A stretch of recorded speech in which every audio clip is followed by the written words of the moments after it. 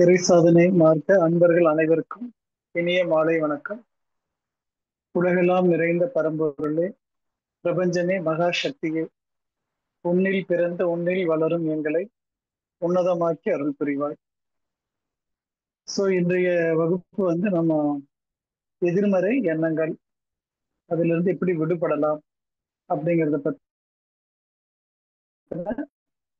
ஒரு சின்ன டிஸ்கஷன் இன்னைக்கு நம்ம எடுத்திருக்கிறோம். எதிர்மறை எண்ணங்கள், நேர்மறை எண்ணங்கள் ரெண்டுமே வந்துட்டு போயிட்டு இருக்கிறது இயல்பா இருக்கிற விஷயம்தான். இதுல நேர்மறை எண்ணங்கள் அப்படி வரும்பொழுது நம்ம எல்லாருமே சந்தோஷமாகும். எதிர்மறை எண்ணங்கள் அப்படின்னா அதுல ஒரு தளர்ச்சியும் ஒரு மகிழ்ச்சியின்மையும் அதுல சேர்ந்து வருது. அப்படி எதிர்மறை எண்ணங்கள் வருவதற்கான காரணங்கள் என்ன, அதற்கு நம்ம உடலுக்கு இருக்கிற தொடர்பு என்ன, அப்படி ஒரு எண்ணங்கள் இருக்குன்னா அதை எப்படி சீரமைச்சுக்கலாம், சீரமைக்கிறதுனா உடல் வழியா எப்படி சீரமைச்சுக்கலாம். எண்ணங்கள் வழியா சீரமைக்கிறதுங்கிறது வேற, உடல் வழியா சீரமைக்கிறதுங்கிறது வேற. உடல் வழியா அது எப்படி சீரமைச்சுக்கலாம், அப்படி இருக்குது அது தொடர்ந்து இருந்துட்டே இருந்தா அதற்கான உணவு முறைகள் என்ன, அதற்கான சில தொடு புள்ளிகள் என்ன அப்படிங்கிறத இன்றைய வகுப்புல நம்ம விரிவா பார்க்கலாம். இன்று 18:06:40 ஆச்சு. நம்ம ஒரு 7:10 வரைக்கும் அடைமா கொண்டு போகலாம். 7:10க்கு அப்புறம் டிஸ்கஷன் எடுத்துக்கலாம். டிஸ்கஷன் எடுத்து அது ஒரு 20ல இருந்து 30 நிமிடங்கள் எடுத்துக்கலாம். அதோட இந்த வகுப்பை நம்ம கிளியர் பண்ணிக்கலாம். எதிர்மறை எண்ணங்கள், நேர்மறை எண்ணங்களை பத்தி யாருமே அதிகமா யோசிக்க தேவையில்லை. நேர்மறை எண்ணங்கள் நல்ல சிந்தனைகளாக நம்ம எடுத்துக்கொள்றோம். எதிர்மறை எண்ணங்கள் வரும் பொழுது நம்ம பொறுப்பா இருக்கிறோமா, நம்ம தான் அதுக்கு பொறுப்பா அல்லது வேறு யாராவது பொறுப்பா அப்படிங்கிறத சிந்திக்கிறதுக்கு இன்னைக்கு நம்ம இணைஞ்சிருக்கிறோம். பொதுவா எதெல்லாம் எதிர்மறை எண்ணங்கள் அப்படிங்கறத முதல்ல தெரிஞ்சிருச்சுன்னா அந்த எதிர்மறை எண்ணங்களுக்கு உண்டான நபர் யாரு அப்படிங்கறத நம்ம உடல் வழியா பார்த்துக்கலாம். அப்படி உடல் வழியா தெரிஞ்சிருச்சு சொன்னா அந்த நபர் எவ்வளவு டயர்டா இருக்காருங்கிறது தெரிஞ்சு அவரை எப்படி ஆக்டிவா கொண்டு வந்து உட்கார வைக்கலாம் அப்படிங்கிறது தெரிஞ்சிருச்சு சொன்னா படிப்படியா நம்மளுடைய உடல் எண்ணங்கள்ல வரக்கூடிய மாற்றங்களை நம்ம பார்த்திடலாம். முதல்ல ஆரம்ப நிலையில இது எல்லாமே அக்குப்பஞ்சர் அறிவியல்ல இருக்கக்கூடிய பகுதி தான். ஆல்ரெடி அக்குப்பஞ்சர் படித்த நபர்களுக்கு இது ஒரு பெரிய விஷயமா தெரியாது. புதிதாக இணைந்திருக்கக்கூடிய நண்பர்களுக்கு இது மிகவும் பயனுள்ளதாக இருக்கும். பொதுவா நமக்கு மிக மிக எளிய ஆனால் தொடர்ந்து இருக்கக்கூடிய ஒரு எதிர்மறை எண்ணங்கள் எது சார்ந்ததாக இருக்குது அப்படின்னு சொன்னா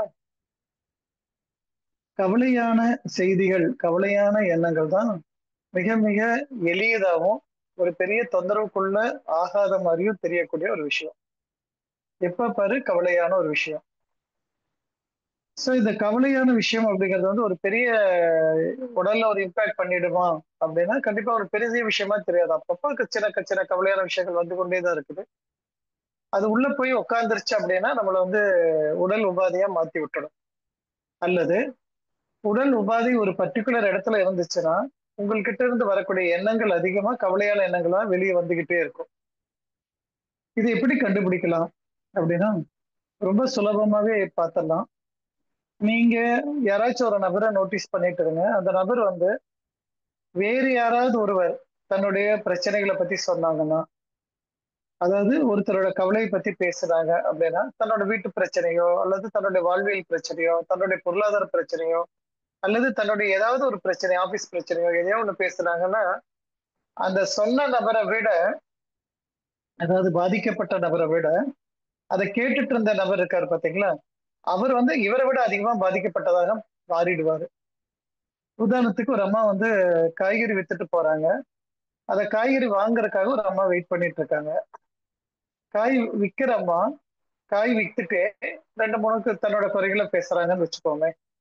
இப்படி வீட்டுல சூழல் இப்படி இருக்கு அப்படி இருக்கு ஏதோ அவங்க பேச அந்த எடை போட்டு இதுக்கு ஹேண்ட் ஓவர் பண்ணி காசு வாங்குற வரைக்கும் ஏதோ ஒரு விஷயத்த பேசிட்டு இருக்கிறாங்க. வைங்கள பேசிட்டு அந்தமா காய்கறி வண்டி வச்சிருந்தாலோ, காய்கறி கூட வச்சிருந்தாலோ, காய்கறி வண்டிய வேற ஏதாவது 4 வீலர்ல வச்சு வண்டியில தள்ளிட்டு வந்திருந்தாலோ அவங்க போய் அடுத்தவங்கள்ட்ட வியாபாரம் பண்ணிட்டு இருப்பாங்க. அந்த வியாபாரம் அவங்க பாட்டு தொடர்ந்து போய்கிட்டே இருப்பாங்க. இவங்கள்ட்ட பேசுறது கூட அவங்களுக்கு தெரியாது. அப்ப பாதிக்கப்பட்ட நபர் நார்மலா இருக்கிறாங்க. ஆனா, இந்த நபர் இந்த டெம்பரரியா ஒரு கொஞ்ச நேரம் நின்னு காய்கறி வாங்குனாங்க பார்த்தீங்களா? இந்த அம்மா வந்து பார்த்தீங்கன்னா, வீட்ல கன்னத்துல கை வைக்காத குறையா உட்கார்ந்துட்டு இருப்பாங்க. என்ன ஆச்சுன்னா, "அது ஏன் கேட்கிற அந்த அம்மாவுக்கு அவ்ளோ பெரிய பிரச்சனையாம்மா?" அப்படின்னு சொல்லி இவங்க உட்கார்ந்து வருத்தப்பட்டுட்டு இருப்பாங்க. இப்ப நம்ம இது சொல்லுவோம். ஒரு வருத்தப்படுறதோ ஒருத்தவங்க வருத்தப்பட்டாங்க அப்படின்னா, நம்மளும் வருத்தப்படுறதுங்கிறது ஒரு மனிதாபிமானம் இல்லையா? அப்படின்ட்டு தோணும். பட் அது மனிதாபிமானம் கிடையாது. மனிதாபிமானங்கிறது அதுக்கு ஒரு சொல்யூஷன் குடுக்குறது மனிதாபிமானம். ஆனா நீங்களும் சேர்ந்து அதே மாரி உட்கார்ந்து யோசிச்சுட்டு இருக்கிறதுங்கிறது வந்து சொல்லுவாங்க, "sailing in the same boat" அப்படிம்பாங்க. 2 பேரும் ஒரே சூழல்ல போயிட்டு இருக்கிறாங்க. அப்படிங்கிற மாரி வந்துரும். அப்ப இந்த இடத்துல எதற்காக இவங்க இப்படி பாதிக்கப்பட்டாங்க? கூட இருக்கிறவங்க சொல்லுவாங்க, "ஏம்மா அந்த அம்மா பிரச்சனைய நீ ஏம்மா இவ்ளோ பெருசா யோசிக்கிற? விட்டுடு" அப்படின்னா கூட இவங்க விட மாட்டாங்க. அத ரொம்ப ஆழமா பேசி, அத பத்தி ரொம்ப யோசிச்சு, அந்த அம்மா அதுக்கப்புறம் நல்லானா கூட இவங்க அந்த அம்மாவ பார்க்கும்போதெல்லாம் வருத்தத்துல இருக்கிற மாரி ஃபீல் பண்ணுவாங்க. அப்ப என்ன ஆகுது, இவங்களுடைய அந்த காந்த சக்தி, இவங்களுடைய எண்ணங்கள் எப்படி எடுத்துக்குதுன்னா, அந்த மாரி இருக்கக்கூடிய எண்ணங்கள மட்டும் ஈர்க்கிற மாரி இருக்குது. இதுக்கு காரணம் வந்து அந்த அந்த பேர் என்ன? அந்த காய்கறி விற்க வந்த அம்மா கிடையாது. இவர்களுடைய மனநிலையில, உடல்நிலையில இருக்கிற பாதிப்பு இப்படி வெளிப்படுத்துது. இது வந்து நம்ம சொல்லும்போது சொல்லுவாங்க, "என்னமோ புலம்பிட்டு இருக்கிறாங்க விடுங்கப்பா, அது ஒரு பெரிய விஷயமா?" அப்படின்னு நம்ம நினைப்போம். பட் இந்த புலம்பல் அப்படிங்கிறது தான் மனிதனுக்கு வந்து முதலா ஏற்படக்கூடிய ஒரு நோயோட அறிகுறி. எதுக்கு புலம்புறாங்கன்ட்டு அவங்களுக்கே தெரியாது. இன்னும் சொல்லப்போனா நம்ம வடிவேல் சார் ஒரு படத்துல நடிச்சிருப்பாரு. இன்னொருத்தர் கூட சேர்ந்து சொல்லுவாரு, "இந்த வண்டி வருமா?" அப்படின்னா, "வரும், ஆனா வராது." அப்படிங்கிற மாரி, இவங்க ஆரோக்கியமா இருக்கிறாங்களா? ஆரோக்கியமா இருக்கிறாங்க. ஆனா ஆரோக்கியமா இல்ல. அப்ப இதற்குண்டான காரணகர்த்தா யாரு? இதுக்கு அந்த நபர் தான் ப ப பிரதானமா? அந்த நபர சரி பண்ணா சரியாயிடுமா? அல்ல அந்த நபருக்கு கவுன்சிலிங் குடுத்தா சரியாயிடுமா? அப்படின்னு நீங்க என்ன பண்ணாலும், அந்த கவலைப்படுறதுங்கிறது ஒரு தவறான விஷயங்கிறது அந்த நபருக்கு கூட தெரியலாம். தெரிஞ்சாலும் உங்களால அதுலருந்து வெளிய வர முடியாது. அப்படி வெளிய வர முடியாம தடை ஏற்படுத்தக்கூடிய அந்த எதிர்மறை எண்ணங்கள உருவாக்கக்கூடிய நபர் யாரு?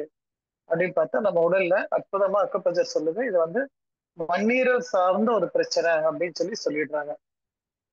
மண்ணீரல். மண்ணீரல்னா ஸ்ப்ளீன் அப்படிங்கிற ஆர்கன் நம்ம எல்லாத்துக்குமே தெரியும். மண்ணீரல் சார்ந்த ஒரு பிரச்சனை அப்படின்ட்டு.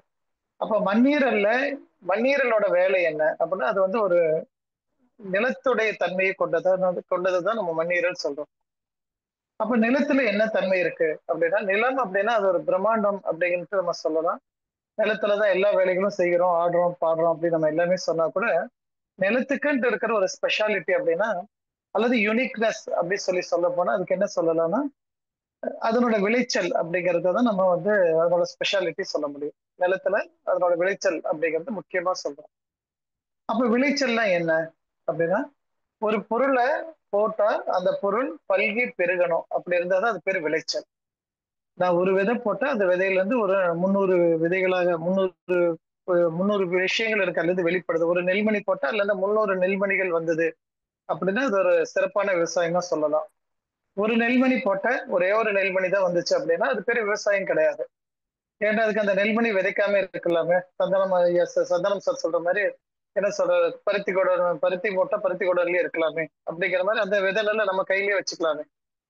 அப்போ ஒரு விதை நெல்லை விதைச்சீங்க, விதைச்சோன்னா அதுல இருந்து எவ்வளவு ஈல்டு எதிர்பார்க்கறீங்கன்னா மல்டிபிளா எதிர்பார்க்கறீங்க. எவ்வளவுக்கு எவ்வளவு மல்டிபிளா இருக்கோ அந்த அளவுக்கு அந்த விதையோட வீரியத்தை பத்தி சொல்றீங்க, அந்த மண்ணோட செழுமை பத்தி பேசுறீங்க. அப்ப இந்த இந்த இடத்துல மண் வறட்சியாக இருந்தால் நல்ல விதை போட்டாலும் விவசாயம் நடக்கிறது இல்ல. மண் செழுமையாக இருந்து விவசாயம் பண்ணும்போது வரக்கூடிய அவுட்புட் நிறைய இருக்குது. அப்போ வறட்சி தன்மை, மண்ணுடைய வறட்சி தன்மை வந்து கவலையான செய்திகளை ஈர்க்கிறது. மண்ணுடைய செழுமையான தன்மை கவலைக்கு சொல்யூஷன் கொடுக்கிறது. 2மே ஒரே இடத்துல இருக்கு பார்த்துக்கோங்க. மண்ணுடைய வறட்சி தன்மை கவலையான விஷயத்தை ஈர்க்கிறது. மண்ணுடைய செழுமையான தன்மை கவலைக்கு சொல்யூஷன் கொடுக்கிறது. அப்ப நம்ம ஒருத்தர் பெரிய பிரச்சனை சொல்லும்போது ஒருத்தர் ரொம்ப சிம்பிளா இதை செய்ய ட்ரை பண்ணுங்க சரியாயிடும் அப்படின்னு சொல்றாருன்னா, அவர்கிட்ட மண் வளம் நல்லா இருக்குன்னு அர்த்தம். ஏன்? அதனால ஒரு விஷயம் வந்தோடனே அதுக்கு சொல்யூஷன், பல சொல்யூஷன் அவரால தர முடியும். அதுல ஒரு சொல்யூஷனே நமக்கு ஏற்றுக்கொள்ளக்கூடிய தன்மையில இருக்கும். அப்ப நம்மளுடைய இயல்புல மண் வளமாக தான் இருந்தது. ஆனா மண் வளத்தை நம்மளால ஏதோ ஒரு விதத்துல கெடுத்துட்டோம். ஏதோ அது நம்ம சூழ்நிலை தானே, கால சூழ்நிலை. ஏதோ தேவைகள் இருக்கலாம். அல்ல தேவைக்கு நம்ம ஓடி இருக்கலாம், மறந்திருக்கலாம். அப்படியெல்லாம் ஏதோ நடந்திருக்கலாம். அப்படி வரும்பொழுது இந்த மண் அப்படிங்கிறத பக்குவப்படுத்திட்டோம் அப்படின்னா, ரொம்ப சுலபமா நம்மளுடைய எண்ணங்கள்ல வரக்கூடிய இந்த கவலையான விஷயத்தை ஈர்க்கிற பவர நம்ம குறைச்சோம்னா, அதுலேருந்து வெளிய வந்தோம்னா, எப்பவும் அந்த புலம்புறதுங்கிறது தானாவே நம்மள விட்டு போயிடும். அத விட்டு புலம்பாத, புலம்பாத, அத ஏன் பத்தி பேசுற? அத பத்தி ஏன் யோசிக்கிற? அப்படின்னு நம்ம என்ன சொன்னாலும், அவங்கனால மாத்திக்க முடியாது. அப்போ மண்ணுடைய வளமை எண்ணங்கள்ல வரக்கூடிய வளமையாக மாறும். அதுல மாற்று கருத்து கிடையாது. அப்ப இந்த இடத்துல திருப்பி அடுத்த இதனோட ரெமெடி என்ன? நம்ம ஒவ்வொரு எண்ணங்களையும் பார்க்கலாம். அதனோட ரெமெடி அப்பப்பவே முடிச்சுக்கலாம். சோ தட் நம்ம எண்டுல போய் வெயிட் பண்ண தேவையில்ல. அப்ப இந்த மண்ணுடைய வளமைக்கு என்ன சுலபமான வழி? அப்படின்னா, மண் வளமை அப்படிங்கிறது நம்ம எல்லாத்துக்குமே தெரியும். மண்ணோட வளமை எது சார்ந்ததாக இருக்குது அப்படின்னா, நீர் சார்ந்ததா தான் இருக்குது. நீர் சிறப்பா அந்த மண்ணுல இருந்து அல்லது மண் தாங்கி பிடிச்சிருச்சு சொன்னா வளமையானதா மாறிடும். அப்போ இயல்புல ப்ராப்பரா தண்ணி குடிக்கிற ஒரு பழக்கத்தை நீங்க குழந்தைகளுக்கும் பெரியவங்களுக்கும் கொண்டு வந்துட்டீங்கனாலே மண் வளமை பாதுகாக்கப்படுகிறது.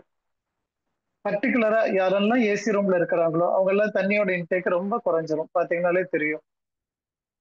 நார்மலா ஒரு 1 லிட்டர் குடிக்கிறாங்க, 1.5 லிட்டர் குடிக்கிறாங்கன்னு பார்த்தோன்னா 1/4 லிட்டர் கூட குடிக்க மாட்டாங்க.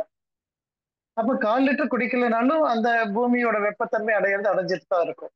அதுவும் பர்ட்டிகுலரா நீங்க ஏசி ரூம்ல இருக்கும்போது இன்னும் வெப்பம் அதிகமா தான் ஆகுமே தவிர குறையாது. அதனால தான் பார்த்தீங்கன்னா ஃப்ரீக்வென்ட்டா யூரின் போயிட்டு போயிட்டு வர மாரி இருக்கும். அப்ப அந்த அளவுக்கு வெப்பம் அதிகமாகுது. ஆனா நம்ம அத கவுண்டர் பண்றதுக்கு உண்டான வழிமுறைகள ஃபாலோ பண்ணல அப்படிங்கும்போது, ஆட்டோமேட்டிக்கா மண் வளமை குறைஞ்சு விடும். அப்ப மண் வளமா இருக்கணும் அப்படின்னா, கண்டிப்பா நம்ம என்ன பண்ணணும்? நீர வந்து கன்சியூம் பண்றது கன்சிடரபிளா கவனிச்சு குடிச்சுக்கணும். உள்ள இருக்கிற ஏன்னா ஏசி ரூம்ல இருக்கிற எனக்கு வந்து தண்ணி தாகம் வரல அப்படின்னா, உங்களுக்கு தண்ணி தாகம் நோட்டீஸ் ஆகல. ஆனா தண்ணி பாட்டில பார்த்தா ஆட்டோமேட்டிக்கா 2 வாய் குடிப்பீங்க. அப்போ அது தேவைப்படுது. ஆனா அது என்ன ரொம்ப ஓடி போய் தண்ணி குடிக்கிற அளவுக்கு அது அர்ஜ் பண்ணாது. அப்போ உள்ள இருக்கிறவங்க பர்ட்டிகுலரா நம்ம குழந்தைங்க வந்து ஐடி செக்டார்ல இருக்கிறாங்க அப்படின்னா, அவங்க பக்கத்துல தண்ணி பாட்டில் வச்சுக்க சொல்லி சொல்லி இன்சிஸ்ட் பண்ணிடுங்க. அத பார்க்கும்போதெல்லாம் ஒரு 2, 3 தடவ கீபோர்ட்ல உட்கார்ந்து வேலை செய்றாங்க அப்படின்னா, டக்குனு அத எடுத்தோனே கொஞ்சம் குடிச்சிட்டு திருப்பி வச்சுருவாங்க. ஆனா தண்ணி தீர்ந்துருச்சுன்னா திருப்பி குடிக்க மாட்டாங்க. அப்ப அது மட்டும் அவங்களுக்கு திருப்பி பழக்கி விடணும். இதுல உள்ள மகத்துவம் என்னன்னு தெரிஞ்சுட்டு, அத கொஞ்சம் ஃபாலோ பண்ணாங்க அப்படின்னா, இந்த எண்ணங்கள்ல வரக்கூடிய வறட்சி, அதாவது கவலை அப்படிங்கிற தன்மை குறைந்துவிடும் அல்லது நின்றுவிடும். சுத்தமாவே சரியாயிடும். அத விட என்னன்னா, அதுக்கு ஒரு பதில் சொல்லக்கூடிய திறன் இருக்கும். அத கேட்டுட்டு அச்சச்சோ! அச்சச்சோ! சொல்றதுக்கு பதிலா, இப்படி செய்யுங்க, செய்யலாம், நல்லா இருக்குமே அப்படிங்கிற ஒரு தெளிவு குடுப்பாங்க. அந்த தெளிவு கூட இல்லன்னா, இன்னொரு தெளிவு கூட குடுக்குற ஆற்றல் அவங்கள்ட்ட இருக்கும். அப்ப அத வந்து அப்படி தெளிவா சொல்றவங்கள நம்ம நேர்மறை சிந்தனையாளர்களாக சொல்றோம். புலம்புறவங்கள எதிர்மறை சிந்தனையாளர்களாக நம்ம சொல்றோம். அவ்வளவுதான் வித்தியாசம். சோ 2மே அந்த நேர்மறை சிந்தனை, எதிர்மறை சிந்தனை 2மே எங்கிருந்து உற்பத்தி ஆகுது சொன்னா, நம்மளுடைய மண்ணீரல்ல இருந்து வருது. அந்த மண்ணீரலோட தன்மை என்ன சொன்னா, நிலம் சார்ந்த தன்மை. நிலத்துடைய தன்மை என்னன்னா, குளுமையா இருக்கணுங்கிறது அதனோட தன்மை. அப்படி குளுமையா இருந்ததுன்னா, ஒன்று பலதாக பெருகும். ஒரு எண்ணம் நல்ல எண்ணங்கள் பலதாக பெருகிக் கொண்டே இருக்கும். வறட்சி அடையும் போது அதே மாதிரி ஒரு எண்ணம் பலதாக பெருகும். அது வந்து நமக்கு எதிர்மறை எண்ணம் பலதாக பெருகிட்டே இருக்கும். அதற்கு காரணம் வறட்சி அப்படிங்கறத ஒரு கான்செப்டா எடுத்துட்டீங்கன்னா, இந்த பாயிண்ட்ல கிளியர் ஆயிடலாம். ஓகே. ஸோ அதுக்கு அடுத்த கட்டத்துக்கு வரும்போது, இந்த மாரி இருக்கக்கூடிய ஒரு சின்ன விஷயமா தான் தெரியும். கவலைங்கிறது ஒரு பெரிய பாதிப்பெல்லாம் யாருக்கும் தெரியாது. ஆனா, இந்த கவலை அப்படியே பல ஆண்டுகள் வைத்துக் கொண்டு இருக்கும் பொழுது, அது வந்து நம்மளுடைய துக்கத்த உண்டாக்கி குடுக்கும். கவலை வேற, துக்கம் அப்படிங்கிறது வேற அப்படின்னு சொல்லி இந்த அக்குபஞ்சர் அறிவியல் சொல்லுது. இன்னொன்னு இந்த கவலை அப்படிங்கிற பாக்ஸ்லயே நம்ம இன்னொரு விஷயத்தையும் சேர்த்துக்கலாம். யாரெல்லாம் அதிகமா கவலைப்படுறாங்களோ, அவங்களோட உணவு வந்து ஜீரணம் வந்து அதிகமா ஜீரணம் ஆகாது. ஜீரண குறைபாடு நெறைய இருக்கும் அவங்களுக்கு. அதையும் கவனிக்கலாம். ஜீரண குறைபாடு அதிகமாக இருக்கும். கவலையோட இருக்கிறவங்களுக்கு. இது நல்லாவே தெரியும். ஒரு கவலையோட ஒருத்தர் சாப்பிட உட்கார்ந்தாலே அவருக்கு வந்து பசி ஆகாது. அல்ல பசி இருந்தாலும் உணவு எடுத்துக்கொள்ள முடியாது. உணவு எடுத்துக்கொண்டாலும் கொஞ்சமா தான் எடுத்துக்க முடியும். அதுக்கு மேல போதும்பா, விட்டுருப்பா அப்படிம்பாங்க. இதை நீங்க நார்மலா பெரிய காரியங்கள் சொல்லக்கூடிய கண்டோலன்ஸ் வீட்ல எல்லாம் நீங்க பார்க்கும்போது, யாரும் அதிகமா விரும்பி சாப்பிடுறது இருக்காது. எல்லாருமே அந்த பேருக்கு சாப்பிடணுமே அப்படிங்கிற சம்பிரதாயத்துக்கு கொஞ்சம் சாப்பிடுவாங்களே தவிர, யாரும் திருமண வீட்ல உட்கார்ந்து சந்தோஷமா சாப்பிடுற மாரி இங்க சாப்பிட மாட்டாங்க. காரணம் கவலையான சூழல் அங்க நடந்து கொண்டிருப்பதால். So இந்த கவலையான விஷயங்கள் அப்படியே அடகாக்கப்படுது. அப்படியே தொடர்ந்து வந்துகிட்டே இருக்க வச்சுக்கோங்களேன். ஒருத்தருக்கு 4 ஆண்டுகள், 5 ஆண்டுகள் அப்படியே அதிகமாகும் பொழுது, அது வந்து என்னவா மாறுது சொல்லும்போது, அது வந்து துக்கமாக மாறுகிறது அப்படின்ட்டு அக்குபஞ்சர் அறிவியல் சொல்லுது. பொதுவா நமக்கு கவலை, துக்கம் 2மே வந்து ஒரே ஸ்ட்ரீம்ல இருக்கிற மாரியே தெரியுது. ஆனா, இங்க வந்து என்னன்னா, அது அப்படி இல்ல. 2 பக்கத்துல இருக்குது. 2 பவர்ஃபுல்லாவும் இருக்குது அப்படின்னு சொல்றாங்க. அப்படி என்ன பவர்ஃபுல்லா இருக்குது அப்படின்னா, துக்கமா இருக்கிறது அப்படிங்கிறது உங்களுடைய நுரையீரல பாதிப்படைய வைக்கும். நுரையீரல பாதிப்புக்குள்ள உண்டாக்கும். அல்லது நுரையீரல் பாதிப்பு இருக்கிறவங்க எப்பவுமே துக்கமா இருப்பாங்க. அப்படி சொல்லலாம். 2மே இதுகளோட டாஸ்க்கா எடுத்துக்கலாம். ஒரு காயினோட 2 சைடு. இந்த பக்கம் பார்த்தா இது இருக்கும். இல்லன்னா அந்த பக்கம் நுரையீரல் இருக்கும். இந்த பக்கம் பார்த்தா துக்கம் இருக்கும். அப்ப துக்கம் அப்படிங்கிற ஒரு விஷயம் நம்ம நுரையீரல பாதிப்படையுமா அப்படின்னா பாதிப்படையும். அது என்ன ஆகும் அப்படின்னா, உங்களோட மூச்சு விடக்கூடிய திறன், அந்த டீப் பிரீத் உள்ள போயிட்டு வெளியே வர அளவுக்கு டைம் இருக்காது. அந்த ஷாலோ பிரீத் அப்படிங்கிற மாரி வந்து வந்து போயிட்டு இருக்கும். ரொம்ப ஷார்ட் பிரீத். அந்த ஷார்ட் பிரீத்த தான் நம்ம என்ன சொல்றோம்? வீசிங் கம்ப்ளைண்ட் அப்படின்னு சொல்றோம். ஸோ நார்மலா நம்ம எல்லாம் மூச்சு விடுறது வந்து யாரும் கண்டுக்கவே தேவையில்ல. மூச்சு போயிட்டு இருக்கா, வந்துட்டு இருக்கா நமக்கு தெரியாது. ஆனா அதுவே வந்து ஒரு வீசிங் கம்ப்ளைண்ட் இருக்கிற பர்சனுக்கு அந்த அந்த மூச்சு விடுறதுங்கிறது இப்ப ஒரு பெரிய போராட்டமா இருக்கும். இப்ப இமேஜின் பண்ணி பாருங்க. அவங்களுக்கு மூச்சு விட முடியலன்னா என்ன காரணம்? காற்று பத்தல அப்படி சொல்லலாம். காற்று பத்தலையா? அல்லது காற்ற அவங்கனால ஹேண்டில் பண்ண முடியலையா? அதான கேள்வி. நம்ம எல்லாத்துக்குமே ரேஷன் வந்துருச்சு. அரிசிக்கு ரேஷன் இருக்குது. தண்ணிக்கு ரேஷன் வந்துரும், வந்துட்டு இருக்குது. ஆனா காற்றுக்கு வந்து நமக்கு ரேஷன் கிடையாது. எவ்வளவு வேணா நீங்க எடுத்துக்கலாம். யாரும் வந்து உங்கள லிமிட் பண்ண முடியாது. அந்த அளவுக்கு பவர்ஃபுல்லா காற்று இருக்குது. அவ்வளவு காற்று அபண்டன்ட்டா இருக்கக்கூடிய இந்த யுனிவர்ஸ்ல, இந்த பிளானட்ல ஏன் அவங்கனால மட்டும் காற்ற எடுத்துக்க முடியல? அப்படின்னா, அவங்களுடைய நுரையீரலுடைய ஹேண்ட்லிங் கெப்பாசிட்டி குறைவா இருக்குது. அப்ப அந்த ஹேண்ட்லிங் கெப்பாசிட்டிக்கு ஒரு பேட்டரி தேவைப்படுது இல்லைங்களா? எது இருந்தாலும் ஒண்ணு ஓடணும் அப்படின்னா, அதுக்கு ஒரு பேட்டரி தேவைப்படுது இல்லையா? அந்த பேட்டரி தேவைப்படுற இடத்துல, இந்த மாரி ஒரு துக்க நிலையிலேயே இருந்தாங்க அப்படின்னா, ஆட்டோமேட்டிக்கா அந்த பேட்டரி டவுன் ஆயிட்டே போகும். அந்த பேட்டரி டவுன் ஆகுறதுனால என்ன ஆகுதுன்னா, நுரையீரல் சம்பந்தப்பட்ட வியாதிகள அவங்க அதிகமா பார்ப்பாங்க. அது மேபி வீசிங் கம்ப்ளைண்ட்டா இருக்கலாம். அல்லது தோல் நோய் சொல்லக்கூடிய ஸ்கின்ல அங்கங்க ஏகப்பட்ட பிரச்சனைகள் இருக்கலாம். அல்லது தோள் பட்டையில வலி அப்படிங்கிற ஒரு தன்மை ரொம்ப நாள் இருந்துட்டு இருக்கிறது. இது எல்லாமே ரொம்ப சிம்பிளா இந்த அறிவியல் என்ன சொல்றாங்க அப்படின்னா, இது நுரையீரல் சம்பந்தப்பட்டது. அத கொஞ்சம் சரி பண்ணுங்க. அதாவது துக்கம் சார்ந்தது. துக்கம்ங்கிறது ஒரு எதிர்மறை எண்ணம் அப்படிங்கிறத எடுத்துக்கலாம்.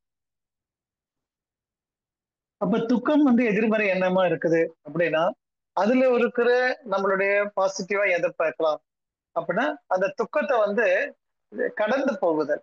கடந்து போகுதல். நடக்கிறத யாரும் தடுக்க முடியாது. கடந்து போற திறன் அவங்கள்ட்ட அதிகமா இருக்கும். கடந்து போகுதல் அப்படின்னா, கடந்து போகுதல்ங்கிறது காற்றோட தன்மை. காற்று ஒரு இடத்துல நிலையா இருக்காது. நகர்ந்துட்டே இருக்கும். அதுதான் காற்றோட ஸ்பெஷாலிட்டி. நுரையீரலோட வேலை காற்ற கடத்துறது. அப்போ ஒரு விஷயத்திலேயே ஒருத்தர் தேங்கிட்டாங்க அப்படின்னா, அவங்க வந்து துக்கத்துல இருப்பாங்கன்னு அர்த்தம். அந்த விஷயத்த கடந்துட்டாங்க அப்படின்னா, துக்கத்துல இருந்து வெளியே வந்துட்டாங்கன்னு அர்த்தம். அப்ப இந்த துக்கம் அப்படிங்கிறதே எங்கிருந்து ஆரம்பிக்கும் அப்படின்னா, கவலையில இருந்து தான் ஆரம்பிக்கும். அப்போ துக்கம்ங்கிற என்ன அப்படின்னா, ஒரு கவலையான விஷயத்த ரொம்ப நாள் அடகாக்குறதுக்கு பேரு துக்கம்னு சொல்றது. அப்ப துக்கம்னாலே முடிஞ்சு போன விஷயத்த பத்தி பேசுறவங்கன்னு அர்த்தம். முடிஞ்சு போன விஷயம். சரிங்களா? நடந்துட்டு இருக்கிற விஷயம் இல்ல, இல்ல நடக்க போற விஷயம் அல்ல. முடிஞ்சு போன விஷயம். ஒரு வீட்ல யாரோ ஒரு பெரிய காரியம் நடந்துருச்சு, இறந்துட்டாங்க அப்படின்னா, அது முடிஞ்சு போன விஷயம். பட் அத பத்தி அடுத்த 10 வருஷம் உட்கார்ந்து ஒருத்தர் பேசிட்டு வருத்தப்பட்டுட்டு இருக்காருன்னு வைங்களேன், அவர் கூட நினைச்சுக்கலாம், இத நான் அவங்க மேல வச்சிருக்கிற பாசத்துல நான் பண்ணிட்டு இருக்கிறேன் அப்படின்ட்டு கூட அவங்க நினைக்கலாம். பட் இங்க இருக்கக்கூடிய நெகட்டிவிட்டி என்ன சொன்னா, அது ஒரு எதிர்மறை எண்ணம் தான். அந்த எதிர்மறை எண்ணம் எங்கிருந்து உற்பத்தி ஆயிட்டு இருக்கு அப்படின்னா, அவங்க நுரையீரல்ல இருந்து உற்பத்தி ஆயிட்டு இருக்கு. அதனால அந்த பர்ட்டிகுலர் நபருக்கு நுரையீரல் சம்பந்தப்பட்ட வியாதிகள அதிகமாக ஃபேஸ் பண்ண வேண்டி இருக்கும். அப்ப இதுக்கு வந்து அந்த நுரையீரலுக்கு வந்து நம்ம என்னன்னா கடந்து போகுதல், விட்டுட்டு போறது, ஓகே அக்செப்ட் பண்ணிக்கிறது. இது எல்லாமே அதுல சேரும். ஒரு விஷயத்த அக்செப்ட் பண்ணா கடந்து போயிருவாங்க. ஒரு பையன் ஒரு பொண்ண லவ் பண்ணா, லவ்க்கு ஃபெயிலியர் ஆயிடுச்சு. அந்த பொண்ணு கல்யாணம் ஆயிடுச்சு. இந்த பையனுக்கு வேற பக்கம் கல்யாணம் ஆயிடுச்சுன்னு அத பத்தியே யோசிச்சுட்டு இருக்கிறதுங்கிறது என்ன ஆகுது? கடந்து போக முடியாம தவிக்கிறது. அப்ப அது கடந்து முடிஞ்சு போன விஷயம். அத மாற்ற முடியாத ஒரு விஷயமா இருக்கும்போது, அத பத்தி யோசிச்சுட்டு இருக்காருன்னு சொன்னா, அது வந்து தவறான விஷயமா போயிடுது. அந்த துக்கமான மனநிலை எங்க பாதிப்படையுதுன்னு சொன்னா, நுரையீரல்ல பாதிப்படையுது. அப்ப நுரையீரல் பாதிப்படையும் பொழுது என்ன ஆகும்? வேகமா நடக்க முடியாது. படிக்கட்டு ஏறி இறங்க முடியாது. அப்புறம் தோள்பட்டை வலி. இதெல்லாம் வந்து அவங்க கூட தோல்ல ஸ்கின்ல வந்து வரக்கூடிய ரேஷஸ், ஸ்கின்னோட தொந்தரவு, தோல் நோய் அப்படி சொல்றது எல்லாமே அப்படியே படிப்படியா நீங்க அடுக்கிட்டே போயிடலாம். பெண்களாக இருந்தால் மாதப்போக்குல வெள்ளைப்படுதல் அதிகமா இருக்கிறது இதனோட சிம்டமா கூட சொல்லலாம். சொல்லலாம். இதுதான் இல்ல சொல்லலாம். ஓகே. அப்போ ஒரு சின்ன ஒரு எதிர்மறை எண்ணம் நம்ம உடல்ல எவ்வளவு பெரிய மாற்றங்களை உண்டாக்குது பாருங்க. அப்போ நம்ம அதை அக்செப்ட் பண்ணி கடந்து போற திறனை நம்ம இம்ப்ரூவ் பண்ணணும் அப்படின்னா, இப்ப அது யாருக்கிட்ட பண்ண வைக்க முடியும் சொன்னா, நுரையீரலை சரிப்படுத்துவதன் மூலமாக அந்த எண்ணத்திலிருந்து நீங்க விடுபடலாம். அப்ப நுரையீரலை எப்படி சரிப்படுத்தலாம்? அப்படின்னா ரொம்ப ரொம்ப இலகுவான விஷயம். பெரிய டாஸ்க் எல்லாம் ஒண்ணும் கிடையாது. நுரையீரலை இழகருக்கு வந்து சுலபமான முறை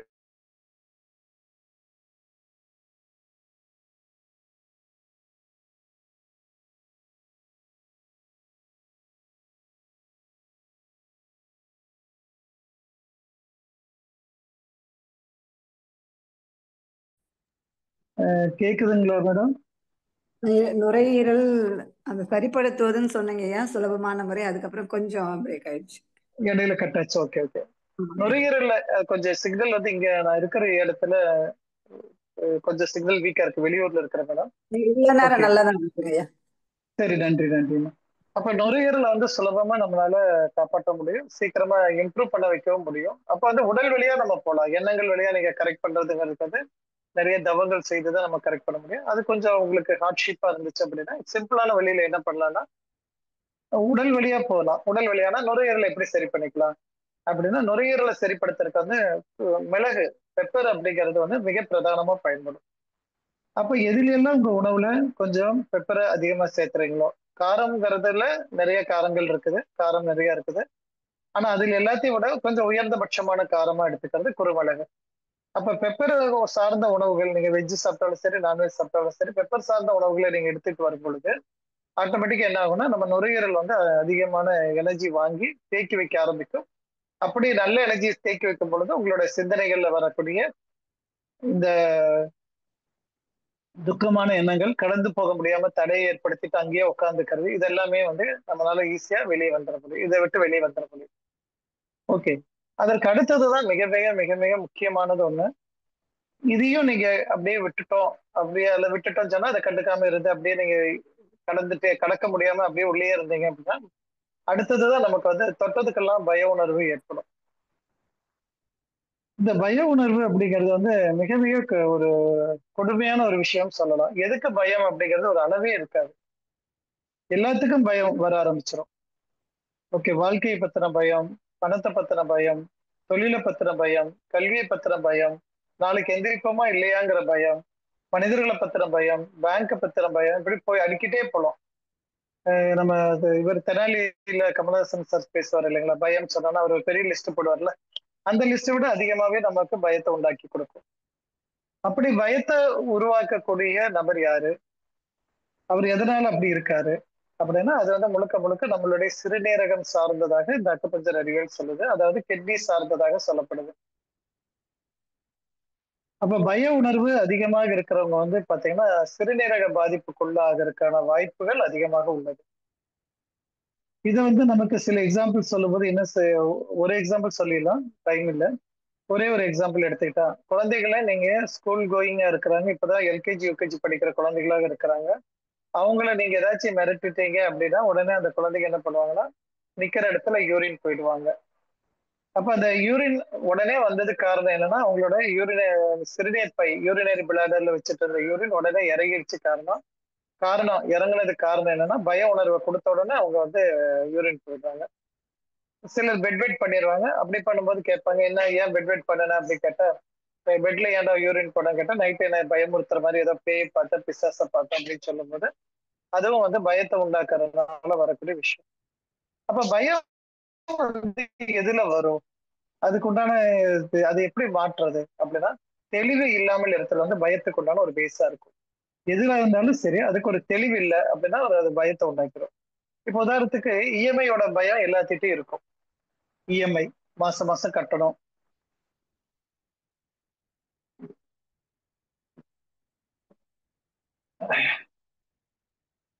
ஒரு வீட்டுக்கு வாங்குறோம், ஒரு கார் வாங்குறோம் அப்படின்னா நம்ம பேங்க் லோன் போய் தான் ஆகணும், போய் தான் வாங்குறோம். இஎம்ஐ இல்லாம இப்ப இருக்கிற லைஃப்ல முடியல, வாங்குறோம்.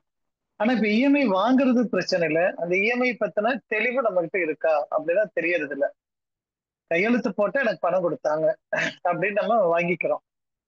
அப்படி வாங்கும்போது என்ன பண்றோம், ஒரு வீட்டுக்கு கடன் வாங்குறோம். வீட்டுக்கு ஒரு இஎம்ஐ நான் வருஷம் பூரா கட்டிக்கிறேன் அப்படின்னு சொல்லி எடுத்துக்கிட்டு, உதாரணத்துக்கு ஒரு 30,00,000 வாங்குறோம் அப்படின்னா, நம்ம எவ்வளவு லட்சம் திருப்பி பே பண்ண போறோம் அப்படிங்கிறது அவங்க முன்னாடியே அவங்கள்ட்ட கேட்டு வாங்கணும். அல்லது நம்ம வேற மீடியாவோ மத்த மக்கள்ட்டயோ கேட்டு தெரிஞ்சுக்கணும்.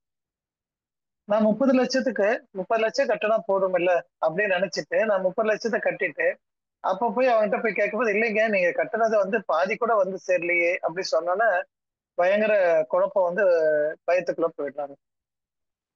அப்ப நீங்க இஎம்ஐ வாங்கும்போதே, ஒரு 20 வருடத்துக்கு உண்டான இஎம்ஐ வாங்குறோம் சொன்னா, அது கண்டிப்பா வந்து 2 1/2 மடங்கு வரும் அப்படிங்கிறது நமக்கு தெரியணும் இல்லையா?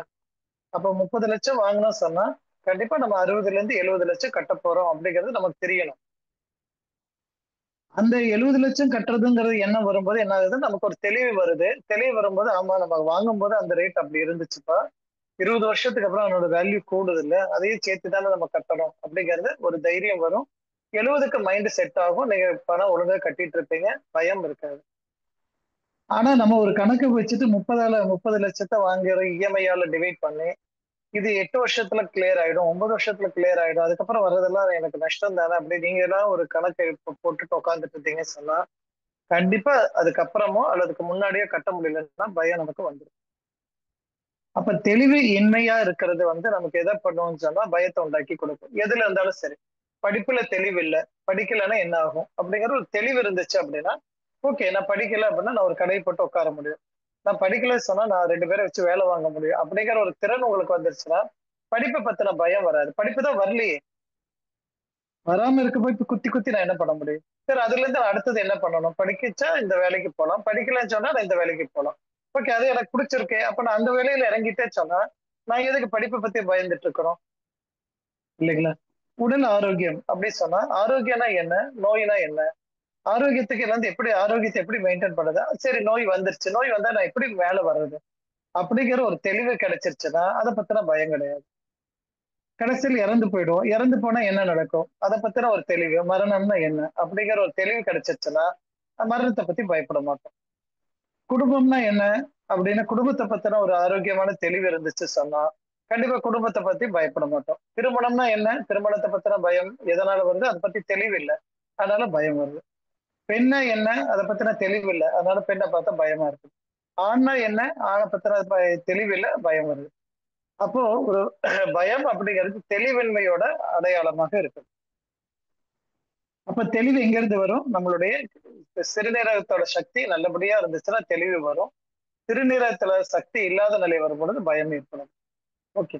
அப்ப இந்த இடத்துல நம்மளுடைய உணவுகளை எப்படி சரி பண்ணிக்கலாம்? அப்படின்னா ரொம்ப ரொம்ப சுலபமான முறை வந்து என்னன்னு சொன்னா, நீங்க எடுக்கக்கூடிய காய்கறிகள்ல அதிகமான நீர் காய்கறிகள் எடுத்துட்டு வந்துட்டீங்கன்னா, ஆட்டோமேட்டிக்கா அந்த உடல்ல இருக்கக்கூடிய நீர்த்தன்மை நல்லபடியா பாதுகாக்கப்பட்டு நம்மள காப்பாத்திக்கும். அதுக்கு ரொம்ப சுலபம். ரொம்ப எளிமையானது. வெள்ளரிக்காய் எல்லாத்துக்கும் தெரியும். அங்கங்க கிடைக்கும். வாங்கி 4, 5 சாப்பிட்டுக்கோங்க. ரெகுலரா சாப்பிடுங்க. நம்ம குழந்தைகளா இருந்தாலும் அந்த மாரி பயத்துல இருக்கிறாங்கன்னா, வெள்ளரிக்காய் அடிக்கடி சாப்பிட கொடுங்க. நல்லபடியான ரிசல்ட் பார்க்க முடியும். இல்ல அப்படின்னா வெண்பூசணி. அந்த பச்சை கலரா இருக்கிற காய். அத கொஞ்சம் நிறைய சாப்பிடுங்க. அந்த வெண்பூசணி சாப்பிட்டாலும், பம்கின் சாப்பிட்டாலும் அதிலேயே நல்லபடியான ஆற்றல் கிடைக்கும். அத பயன்படுத்தலாம். அந்த மாரி விதைகள் அதிகமாக கொட்டி இருக்கக்கூடிய காய்கறிகள் எல்லாமே நமக்கு நீர்த்தன்மை வாய்ந்தது. அது பர்ட்டிகுலரா நம்மளுடைய இந்தியால, சவுத் இந்தியாலயே அதிகமா நமக்கு அந்த நீர் காய்கறிகள் தான் கிடைக்கும். அது நெறைய சாப்பிட ஆரம்பிக்கும்போது, ஆட்டோமேட்டிக்கா என்ன ஆகும்னா, நம்மளுடைய கிட்னியுடைய எண்ணம் கிட்னி வந்து பலப்படுத்தப்படும். அதனால நமக்கு வரக்கூடிய அந்த எதிர்மறை எண்ணங்கள நம்ம அதுலருந்து வெளிய வந்துடலாம். பயம்ங்கிற எதிர்மறை எண்ணங்கள்லருந்து வந்துடலாம். இந்த பயம் மிக அதிகமாகும் பொழுது, அது வந்து எது கூட ஈக்குவல் ஆகும்னா, மரணத்தோட ஈக்குவல் ஆயிடும். மரண பயம் அப்படிங்கிற வார்த்தை தமிழ்ல அழகா காயின் பண்ணி வச்சிருக்கிறாங்க. ஈவன் அந்த பயந்து சிலர் சொல்லுவாங்க, "பயந்தே அவன் செத்து போயிட்டான்டா" அப்படிம்பாங்க. எத பத்தி பயந்தான்ட்டு இல்ல. பொதுவா சொல்லுவாங்க, "பயந்தே செத்து போயிட்டான்." ஏன் தெளிவில்ல. அதனால பயந்து பயந்து போயிட்டான் அப்படின்ட்டு. அப்போ எந்த ஒரு விஷயத்துக்கும் தெளிவான நபர்கள்ட்ட, சிந்தனையாளர்கள்ட்ட நம்ம பேசும் பொழுது, அவங்கள்ட்ட இருந்து நமக்கு ஒரு சிறப்பான ஒரு பதில் கிடைக்கும். அந்த பதில் வந்து நமக்கு தெளிவ குடுக்கும். தெளிவு குடுக்கும் பொழுது ஆட்டோமேட்டிக்கா பயம் தனியா போயிடுமே தவிர, பயத்த விட்டுடு அப்படி சொல்றதுல எந்தவித ரிசல்ட்டும் கிடைக்காது. அதுக்கு அடுத்தது ரொம்ப ரொம்ப ரொம்ப ஆபத்தான ஒன்று. அது வந்து இந்த பயம் அதிகமாகும் பொழுது, அத மறைப்பதற்கு நம்ம வளர்ந்தவர்களாக மாறிட்டோம் அப்படின்னா, சின்னவங்களா இருந்தா பயந்துட்டே இருப்பாங்க. பெரியவங்களா ஆயிட்டாங்கன்னா பயத்தை மறைக்கிறதுக்கு என்ன பண்ணுவோம்னா, கோபத்தை உண்டாக்கி வச்சுக்குவோம். அப்ப கோபம் என்ன பண்ணும்? அது சொல்லவே வேண்டாம். மத்ததுக்கெல்லாம் ஆறுதல் சொல்ற கூட ஆள் வருவாங்க. என்னடா ஏன்டா இப்படி இருக்கிற? அப்படி இப்படிம்பாங்க. கோவப்படும்போது எல்லாருமே என்ன சொல்லுவாங்க, பக்கத்துல போயிடாத அவன் கடிச்சு வச்சிருவான். அப்படிங்கிற அளவுக்கு இருக்கும். சோ அந்த கோபம் அப்படிங்கிறது எங்க இருந்து உற்பத்தி ஆகுது அப்படின்னா, நம்ம கல்லீரல்ல இருந்து உற்பத்தி ஆகுது. கல்லீரல்ங்கிறது மிக மிக பெரிய உறுப்பு நம்ம உடம்புக்குள்ள இருக்கிறது. அவரோட பாதிப்பு இருக்கும் பொழுது, அவரு தளர்ந்து போயிட்டாரு அல்லது சக்தி நிலை குறைஞ்சு போயிட்டாரு அப்படின்னா, நீங்க ஒரு கோபமான மனநிலையில இருந்து எல்லாத்தையுமே பேசுவீங்க. அப்ப கோபம் என்ன பண்ணும்? எதுனாலும் டக்குன்ட்டு நெருப்ப பத்த வச்ச மாரி அடுத்தவங்கள காயப்படுத்திட்டு வந்துரும். ஓகே.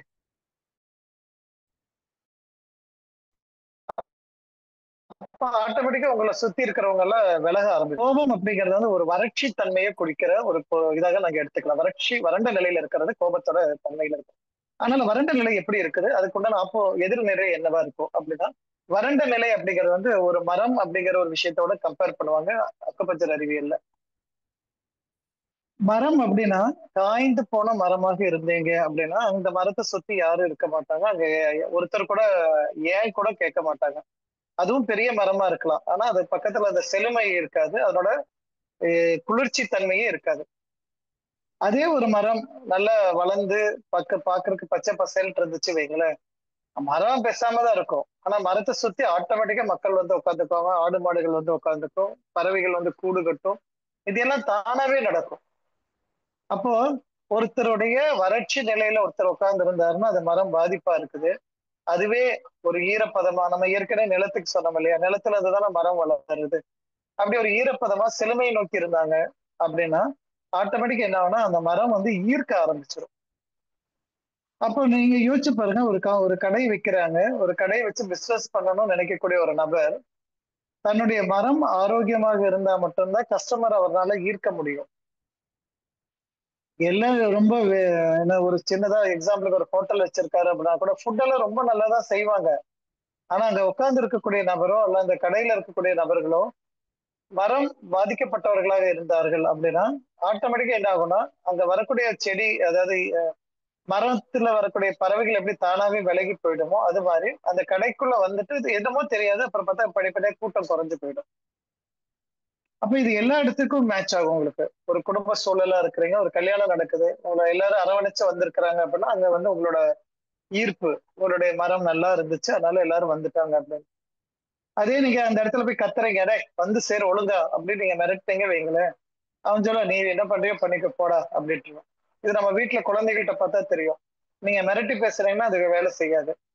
அதே கொஞ்சம் கொஞ்சி பேசுறீங்கன்னா அதுக்கு அழகா செஞ்சிருவாங்க. நீங்க இதை எதிர்பார்த்ததை விட கொஞ்சம் கூட கூட செஞ்சு கொடுத்துட்டு போவாங்க. அப்ப ஏன் நம்ம ஒரு மாதிரி வாய்ஸை ரைஸ் பண்ணும்போது நடக்கிற விளைவை விட வாய்ஸை மெதுவா பண்ணும்போது ரிசல்ட் நிறைய கிடைக்குது அப்படின்னா அது நம்மளுடைய வறட்சி தன்மை அதிகமா இருக்கும் பொழுது ரைஸ் பண்ணுவோம். வறட்சி குறையும் பொழுது நம்ம என்ன பண்றோம், இ- ரொம்ப இலகுவா பேசக்கூடிய வார்த்தைகள் அமைதியா இருக்கிற மாதிரி இருக்கும். இதுக்குதான் ஒரு எக்ஸாம்பிள் சொல்லுவாங்க. நம்ம யார் கூட ரொம்ப அந்யோன்யமா இருக்கிறோமோ அவங்கள்ட்ட பேசும் பொழுது பாத்தீங்கன்னா நம்ம ரொம்ப மெதுவா பேசுவோம். ஆனா ரொம்ப கிளாரிட்டியோட கேட்கும். ரொம்ப அந்யோன்யமா இருக்கிற நேரத்துல ஒருத்தர்கிட்ட பேசும்போது ஒரு ஆணோ பெண்ணோ அல்லது ஒரு ஆணோ ஒரு பெண்ணோ பெண்ணோ அல்லது வேற யாராச்சும் தந்தையோ மகளோ அல்லது கணவனோ மனைவி யாரை பேசுறாலும் அந்யோன்யமா இருந்து பேசும்போது பாத்தீங்கன்னா அந்த இடத்துல அவங்க வார்த்தைகள் ரொம்ப மெதுவாகவும் அமைதியாகவும் வருது. அதே டிஸ்டன்ஸ்ல தான் உட்கார்ந்துட்டு இருக்கிறாங்க. இப்ப அவங்க கோபமா இருக்கும்போது எப்படி பேசுறாங்கன்னா அந்த மெதுவா பேசுறதுல வாய்ஸ் ரைஸ் பண்ணி பேசுறாங்க. அப்ப இது ஒரு புத்த பிட்சு கேட்கிறாரு, இது ஏன் இப்படி பக்கமா தானே இருக்கிறாங்க, அப்ப ஏன் மெதுவா பேசாம கத்தி பேசுறாங்க அப்படின்னா கோபமா இருக்கிறாங்க அப்படிங்கிற ஒரு வார்த்தையை சொல்லலாம். பட் அவர் அதுல திருப்தி அடையாம கேட்கிறாரு, இல்ல இன்னுமே கொஞ்சம் கிளியரா சொல்லு அப்படின்போது அவங்க வார்த்தைகள் கரெக்டா சொல்ல தெரியல. அப்ப அந்த புத்த பிட்சு சொல்றாரு, இல்ல இது என்ன காரணம்னா நீங்க இப்ப ரொம்ப உங்க மனம் ஒத்து இருக்கிற சமயத்துல உங்களுடைய இதயங்கள் பக்கத்துல இருக்குது. பட் நீங்க இப்ப கோபமா இருக்கும்போது நீங்க பக்கத்துல உட்கார்ந்து இருந்தாலும் உங்கள் இதயங்கள் ரொம்ப தூரத்தில் இருக்குது. அப்ப தூரமான இதயத்துக்காக நீங்க கத்துறீங்க அப்படின்னு சொன்னாங்க. அப்ப இங்க உள்ள இருக்கக்கூடிய உறுப்போட இடமே மாறி போயிடுது. அப்ப பறவைகள் அங்க உட்கார வேண்டிய இடம் எங்கேயோ தூரமா போய் உட்காந்துட்டு அப்புறம் அங்க இருந்து கத்துச்சுன்னா எப்படி கேட்கும்? அந்த நிலைமையில் இருக்கிறனால நம்ம வாய்ஸ் ரைஸ் பண்ணி கத்த வேண்டிய கட்டாயத்துல இருக்கிறோம். அப்ப இந்த இடத்துல நமக்கு என்ன பண்ணலாம்? இது கல்லீரல் சார்ந்தது தெரிஞ்சிருச்சு. பட் இதை எப்படி சரி பண்ணலாம் அப்படின்னா, கல்லீரலுக்கு உண்டான ஏதாச்சும் ஒரு விதத்துல அதுக்கு உண்டான உணவு கொடுத்து சரி பண்ணலாம். இங்க உணவு கொடுக்க வேண்டிய கட்டாயம் வரும்பொழுது கல்லீரலுக்கு வந்து பிடிச்சது வந்து புளிப்பு சுவை அப்படிங்கிறது சொல்றாங்க. பட் இங்க நம்ம தமிழ்நாட்டுல இருக்கக்கூடிய மக்கள் இங்க அதிகமாக இருக்கிறீங்க, லைன்ல இருக்கிறீங்க அப்படிங்கறதுனால தமிழ்நாட்டுல நம்ம எல்லாருமே புளிப்பு வந்து கொஞ்சம் அதிகமாவே நம்ம எடுத்துக்கிறோம் அப்படிங்கிறது தான் இயல்பான வாழ்க்கையில இருக்குது. மேபி நம்ம இறைசாதனை மார்க்கத்துல இருக்கிறவங்க கொஞ்சம் மாறுபட்டு இருக்கலாம். பொதுவா இருக்கக்கூடிய மக்கள் வந்து புளிப்பு அதிகமா எடுத்துக்கிறாங்க. அந்த புளிப்புங்கிறது வந்து எதெல்லாம் ப்ளீச் பண்ணப்படுதோ அது எல்லாமே சுத்தப்படுத்துறோங்கிற பேர்ல எதெல்லாம் ப்ளீச் பண்றோமோ அது எல்லாமே புளிப்புத்தன்மை அடைஞ்சிரும். அதே மாதிரி நம்ம யூஸ் பண்ணக்கூடிய பால் நல்லதா கெட்டதாங்கிறத பத்தி இல்ல.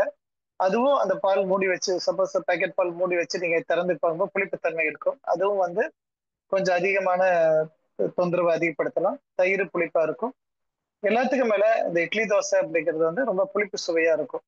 குழந்தைகளை கேட்டு பாருங்க, யாருக்கெல்லாம் பஞ்சு தோசை வேணும், பஞ்சு தான் ஊத்தாப்பம் மாதிரி கெட்டி வேணும், இல்ல கல்லு தோசை வேணும் கேளுங்க. யாருக்கெல்லாம் முருகலான தோசை வேணும் அப்படி கேட்டு பாருங்க. 90% அந்த குழந்தைங்க கேட்கறது முருகலான தோசை தான் கேட்பாங்க. சரி, இப்ப தோசை ஊத்துற உங்களுக்கு தெரியும் எப்ப முருகலான தோசை வரும், எப்ப வந்து கெட்டி தோசை வரும், அல்லது பஞ்சு தோசை வரும் அப்படின்னு சொன்னீங்கன்னா, மாவு ஆட்டணும்னா வந்தா அது பஞ்சு தோசை, மாவு ஆட்டி 2 நாள் கழிச்சதான் முருகலான தோசை. அப்ப முருகலான தோசைங்கிற புளிப்பு தன்மை குறிக்குது, பஞ்சு தோசை வந்து புளிப்பு இல்லாத தன்மையை குறிக்குது. அப்ப குழந்தைகளுக்கு ஏன் இப்ப முருகல் தோசை பிடிக்குது அப்படின்னா, அவங்களோட கல்லீரலோட பாதிப்பை உணவுல அதிகப்படுத்திட்டே இருக்கிறாங்க. அப்ப புளிப்பா இருக்கிறதே கொடுங்க கொடுங்க கேட்கறாங்க. அப்ப இன்னும் கொஞ்சம் முருகலா கொடுங்க, இன்னும் கொஞ்சம் முருகலா கொடுங்கங்கிறாங்க. சில சமயம் போட்டா உடையிற மாதிரி இருந்துச்சுன்னா அதுங்களுக்கு ரொம்ப பிடிச்சிருக்குதுன்னு சொல்றாங்க. அப்ப இந்த உணவு முறையில நம்மளோட சவுத் இந்தியால பர்டிகுலரா சவுத் இந்தியா சொல்ல போனா இங்க தமிழ்நாடு, ஆந்திரா, தெலுங்கானா, கர்நாடகா அவங்க இல்ல கேரளால கூட கொஞ்சம் இட்லி தோசை கம்மி. இந்த 4 ஸ்டேட்லயும் பாத்தீங்கன்னா அதிகமா இட்லி தோசையை அதிகமா விரும்பி சாப்பிடுறாங்க. சாப்பிடுறது தப்பு இல்ல, அது மட்டுமே ஃபுட்டா எடுத்துட்டு இருக்காங்க அப்படின்னா கொஞ்சம் கேர் எடுத்துக்கணும். புளிப்பு அதிகமா இருக்குன்னு அர்த்தம். அதே மாதிரி வெள்ளை சக்கரை ப்ளீச் பண்றதுனாலதான் வெள்ளையாகுது, அதுவும் புளிப்பு தன்மை தான். அதே மாதிரி மைதா மாவு ப்ளீச் பண்றதுனாலதான் வெள்ளையாகுது, அதுவும் புளிப்பு தன்மை தான். அப்ப எங்கேயெல்லாம் ரீஃபைண்ட் ஆயில்னு எடுத்துட்டா அதுவும் புளிப்பு தன்மை தான். ஏன்டா அதுவும் ஒரு ப்ளீச்சிங் ப்ராசஸ்க்குள்ள போய் தான் வருது. அப்ப இது இந்த மாதிரி உணவுல புளிங்கிறது மட்டும் புளிப்பு இல்ல, அது தவிர நிறைய விஷயங்கள் புளிப்பு இருக்கு. அப்ப உடனே ஒரு சார் லெமன் நல்லதா, நெல்லிக்காய் நல்லதா அப்படி சொன்னீங்கன்னா, ஏற்கனவே நீங்க நிறைய புளிப்பு எடுத்திருந்தீங்கன்னா சிறிது காலத்துக்கு மேபி 1 மாசம் இல்ல 2 மாசத்துக்கு எதுவுமே சேர்த்தாம இருக்கிறது ரொம்ப ரொம்ப நல்லது.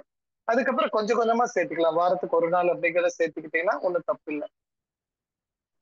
அப்போ இந்த புளிப்பு சுவை அப்படிங்கிறத கட்டுப்படுத்தலாம் அல்ல குறைச்சிக்கலாம் அப்படிங்கிறது மூலமாக நம்மளுடைய கோபதாபங்களை குறைச்சிக்கலாம்.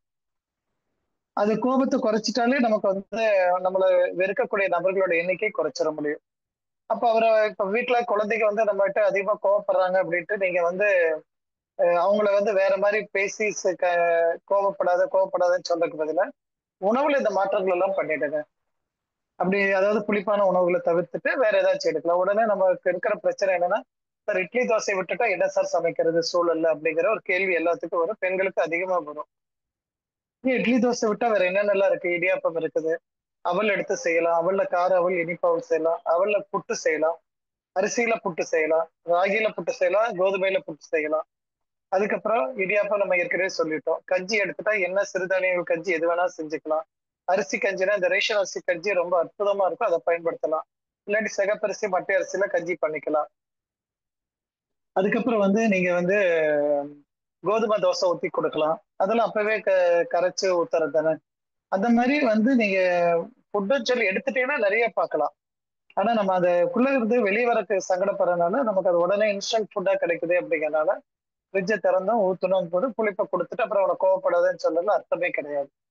அது வந்து நம்மளுடைய கோபகமான கோபமான நேரத்துல வரக்கூடிய எண்ணங்களும் உங்களுக்கு தெரியும். எதுவுமே வந்து நல்லபடியான எண்ணங்களா இருக்காது. வார்த்தைகள் ரொம்ப தடிச்சு வரும்.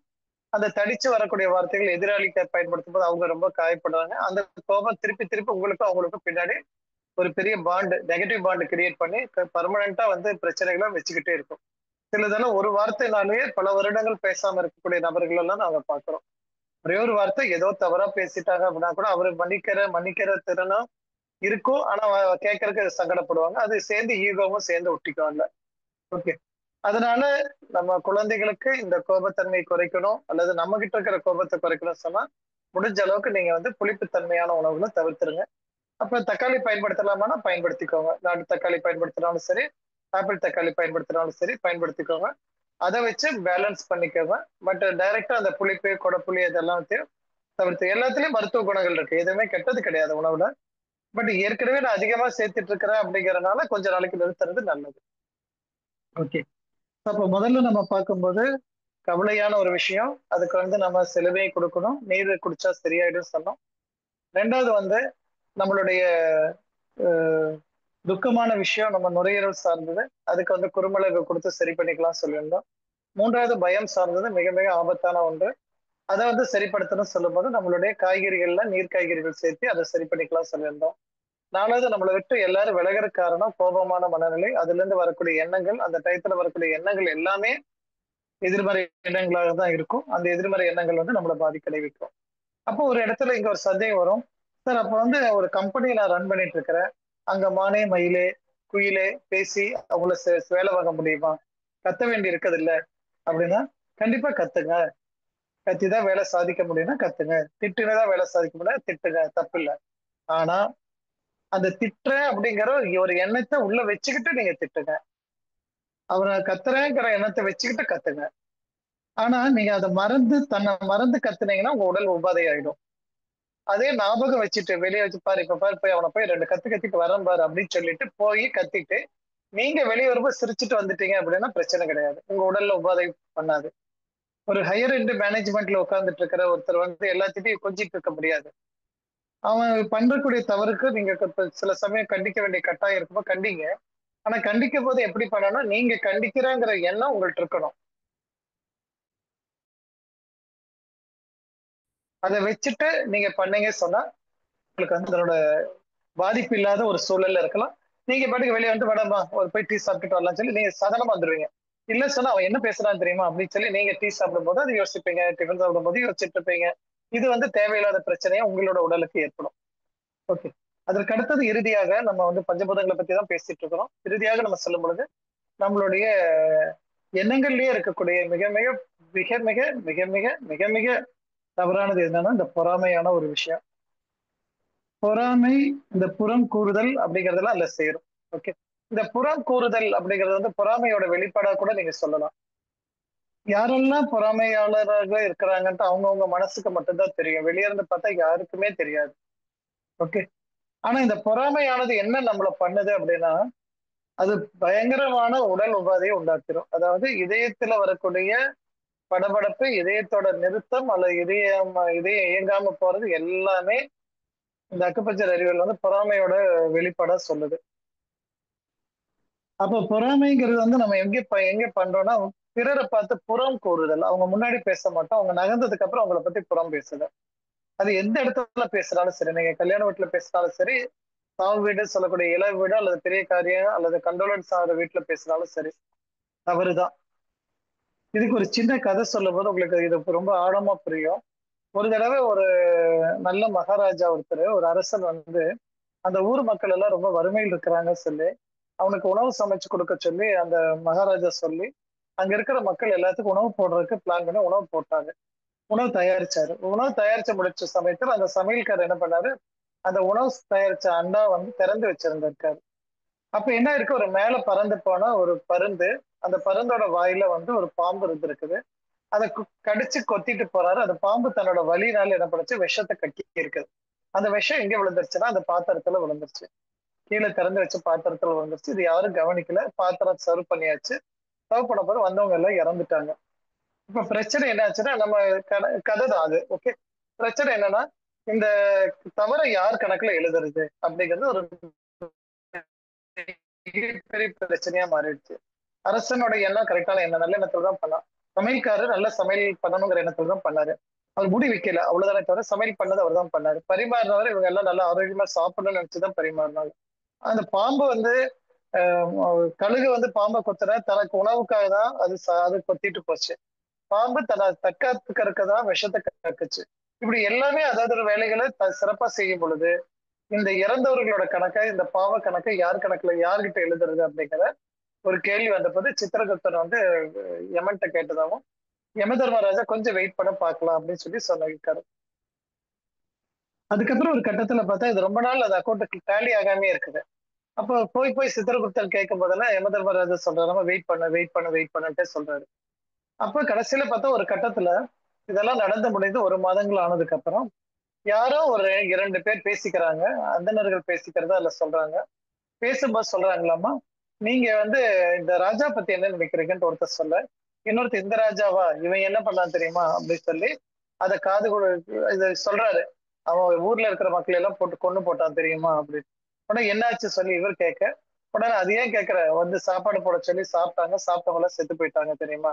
அவன் ஒண்ணும் நல்ல எண்ணத்துல போட்ட மாதிரியே தெரியல. அப்படின்னு சொல்லி அவர்கள பத்தி புறம் கூறின இந்த 2 பேத்தோட கணக்குலயும் அந்த இறந்தவங்க பாவ கணக்கெல்லாம் எழுத சொல்லி சித்திரகுப்தன் சொல்லி சாரி யமதர்மராஜா சொல்லி சித்திரகுப்தன் எழுதுனதா கதையை முடிச்சிடுறாங்க. ஓகே. அப்ப இங்க ஒரு ஒரு மிக அற்புதமான ஒரு கருத்து நம்மகிட்ட சொல்ல வர்றாங்க.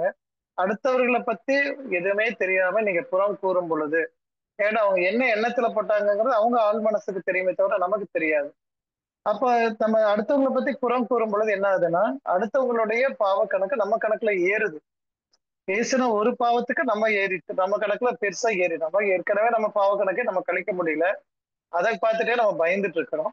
இப்ப ஒண்ணுமே இல்லாம யாரையோ பத்தி பேசி அவன் கணக்குல இருக்கிறத நம்ம கணக்குல எழுத வச்சா அது எப்படி புத்திசாலித்தனம் ஆகும்? அப்போ இந்த பொறாமை அப்படிங்கிறது புறம் கூறுதலோட பேஸா இருக்கும். அப்போ யாரை பார்த்து நீங்க பொறாமைப்பட்டாலும் அது வந்து ஒரு தவறான கான்செப்டாக எடுத்துக்கொள்ளலாம். அதனால நம்மளுடைய இதயம் நேரடியாக பாதிக்கப்படுது. ஓகே. அப்ப இதயத்துல இருந்து நம்ம பாதுகாக்கணும். அல்ல இதயத்துல இருந்து நம்மளுடைய எண்ணங்களை நல்லபடியா பண்ணணும் அப்படின்னா, இதயம் வந்து ஒரு குளுமையா இருக்கணும். வறட்சியா எல்லாத்துலயும் இந்த வறட்சிங்கிற ஒரு வார்த்தை வந்துட்டே இருக்கும். வறட்சி ஆகாம பாத்துக்கணும். ஓகே. வறட்சி ஆகாம பார்க்கணும் சொல்லும் பொழுது, புறம் கூறுதல் அப்படிங்கிறது அதனோட பேஸ். ஸோ புறம் கூறுதல்ங்கிறத விட்டு வெளியே வந்துருங்க. யாரா இருந்தாலும் சரி. நம்ம எல்லாருமே பாத்தீங்கன்னா பேப்பர் படிச்சா புறம் கூறுவோம். நியூஸ பார்த்தா புறம் கூறுவோம். அவங்கள பத்தி என்னன்ட்டே தெரியாது. 4 பேர் பேசும்போது நம்மளும் அவங்க கூட சேர்ந்து ஆமா, ஆமா அது கரெக்ட் தான் சொல்லி நம்ம எக்ஸ்ட்ரா 2 பிட்ட போட்டு குடுத்துட்டு வருவோம். அது நல்லவங்களா இருந்தாலும் அவங்கள பத்தி என்னன்னு தெரியாது பேசிட்டு வருவோம். இது எல்லாமே நம்மளோட வீக்னஸ் அப்படிங்கிறத புரிஞ்சுக்கோங்க. அதனாலதான் நம்ம அப்படி இருக்கிறோம். அதனால மத்த பெரிய மனிதர்கள் யாருமே வந்து இந்த புறங்கூறுதலை பத்தி கண்டுக்கவே மாட்டாங்க. நீங்க என்ன பத்தி பேசிட்டு இருக்கிறீங்களா? சரி பேசிட்டு இருப்பா. உனக்கு பிடிச்ச மாதிரி பேசிக்க அப்படின்ட்டு அவங்க போயிடுவாங்க. ஏன் அப்படின்னா அவங்களோட இதயத்துல அந்த தைரியம் இருக்குது. அந்த இதயத்தை ஹேண்டில் பண்ணுது. அது பாசிட்டிவா இருக்குது. மறை நேர்மறை எண்ணங்களை மட்டும் அவங்க கிரியேட் பண்றாங்க. அதனால அவங்க யாரையும் யாரையும் பொறாமப்படல. அதனால அவங்க பாட்டுக்கு சரி நீ கொஞ்ச நேரம் பேசிட்டு வாப்பா அப்படின்ட்டு அவங்க பாட்டுக்கு போயிடுவாங்க. ஏன் உன்னை பத்தி தான் பேசுறான். ஓ அப்படியா சரிப்பா பரவாயில்ல விட்டுரு அப்படின்ட்டுருவான். என்ன பேசுறான்னு தெரியுமா? விட்டுரு அதை வந்து அப்ப எனக்கு எந்த லாபமும் இல்லை இல்ல விட்டுரு அப்படின்னு சொல்லிட்டு போயிடுவாங்க. அப்போ நம்ம பேசக்கூடிய அல்லது குழந்தைகள்கிட்டயோ பக்கத்து வீட்லயோ இல்ல கல்யாண மண்டபத்திலயோ இல்ல வேற எங்கேயாச்சும் ஒரு காரியத்திலயோ 4 பேர் சேர்ந்து இருக்கிற இடத்துல நீங்க யாரை பத்தி புறங்கூறினாலும் யமதர்மராஜா கணக்குப்படி இது நமக்கு கணக்கு வந்து சில சமயம் பயன்படுது.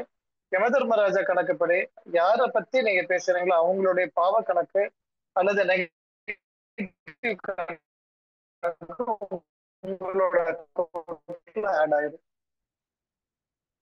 யாரை பத்தியும் நம்ம பேசி நான் எதுக்கு அடுத்தவங்க பாவத்தையும் சேர்ந்து நான் கழிச்சிட்டு இருக்கணும் அப்படியே ஒரு எண்ணம் வந்துச்சுன்னா உங்களுடைய புறங்கூறுதல்ங்கிறது கண்டிப்பா கட்டாயிரும்.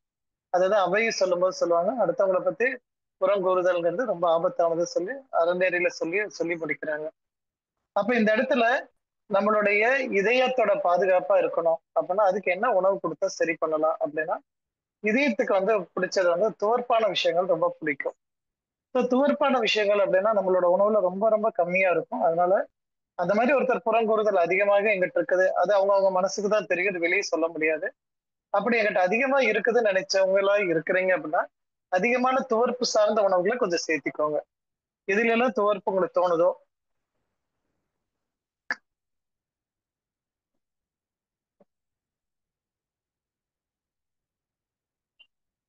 எதுல எல்லாம் துவர்ப்பு சுவை உங்களுக்கு தெரியுதோ அதுல எல்லாம் முடிஞ்ச அளவுக்கு அவாய்ட் பண்ணி சேர்த்திக்கோங்க. துவர்ப்பு இருக்கிறது வந்து பொதுவா வந்து வாழைத்தண்டு வாழைப்பூ இதெல்லாமே துவர்ப்பானது. கோவக்காய் துவர்ப்பானது. மணத்தக்காளி கீரைன்னு சொல்லக்கூடிய சுக்குட்டி கீரை துவர்ப்பானது. ஸோ இந்த மாதிரி இருக்கக்கூடிய ஈவன் கடைசியில் எதுவுமே கிடைக்கலன்னா கூட வெத்தலை பாக்கு கூட துவர்ப்பானதுதான். எது கிடைக்காம குழந்தை ஹாஸ்டல் இருக்கிறாங்க அவங்களுக்கு உணவு கொடுக்கணும் அப்படின்னா வெத்தலை பாக்கு போட சொல்லலாம். இல்ல வெறும் பாக்க கூட மென்னு சூவ் பண்ணி துப்பிடலாம். ஓகே. இப்படி ஏதோ ஒரு விதத்துல நம்ம துவர்ப்பை வந்து வாரத்துக்கு 1 நாள் அல்ல 2 நாள் சேர்த்திட்டு வர்றதுனால ஆட்டோமேட்டிக்கா நம்மளுடைய உடல்ல வந்து அந்த எண்ணங்கள்ல வந்து மாற்றம் அடையும். கண்டிப்பா. இது எதுவுமே பண்ண முடியல அப்படின்னா, இன்னும் சிம்பிளானது என்னன்னா, முடிஞ்ச அளவுக்கு பல் பொடி பயன்படுத்துங்க. பேஸ்ட் பயன்படுத்த வேணாம். பல் பொடி அப்படின்னா, சாதாரணமா இருக்கக்கூடிய பல் பொடி. இந்த வீக்கோ வஜ்ரகாந்தி அந்த மாதிரி பவுடர் எடுத்துட்டீங்கன்னா, அதுல வந்து துவர்ப்பு கண்டிப்பா இருக்கும். அப்ப காலையில நீங்க பிரஷ் பண்ணும்போது துவர்ப்பான பல்பொடி வச்சு விளக்குறதுனால என்ன ஆகுது? ஆட்டோமேட்டிக்கா துவர்ப்பு சுவை காலையிலேயே கொஞ்சம் உடம்புக்கு கிடைச்சிரும். அது நீங்க நாக்குல போட்டு தேய்க்கிறீங்க, பல்லுல தேய்க்கிறீங்க, கம்ஸ் தேய்க்கிறீங்க, எல்லாம் தேய்க்கும்போது அதுல துவர்ப்பு சுவை கிடைக்கும். அந்த துவர்ப்பு சுவையினால என்ன ஆகுதுன்னா, நமக்கு வந்து அன்னைக்கு உண்டான துவர்ப்பு போதுமான அளவு கிடைச்சிரும். அதுக்கப்புறம் நீங்க காய்கறி ஏதாவது பயன்படுத்தீங்கன்னா, இன்னும் நல்லபடியாவே கிடைக்கும். So இப்படி ரொம்ப இயல்பாவே நம்ம வந்து என்ன பண்ணலாம்?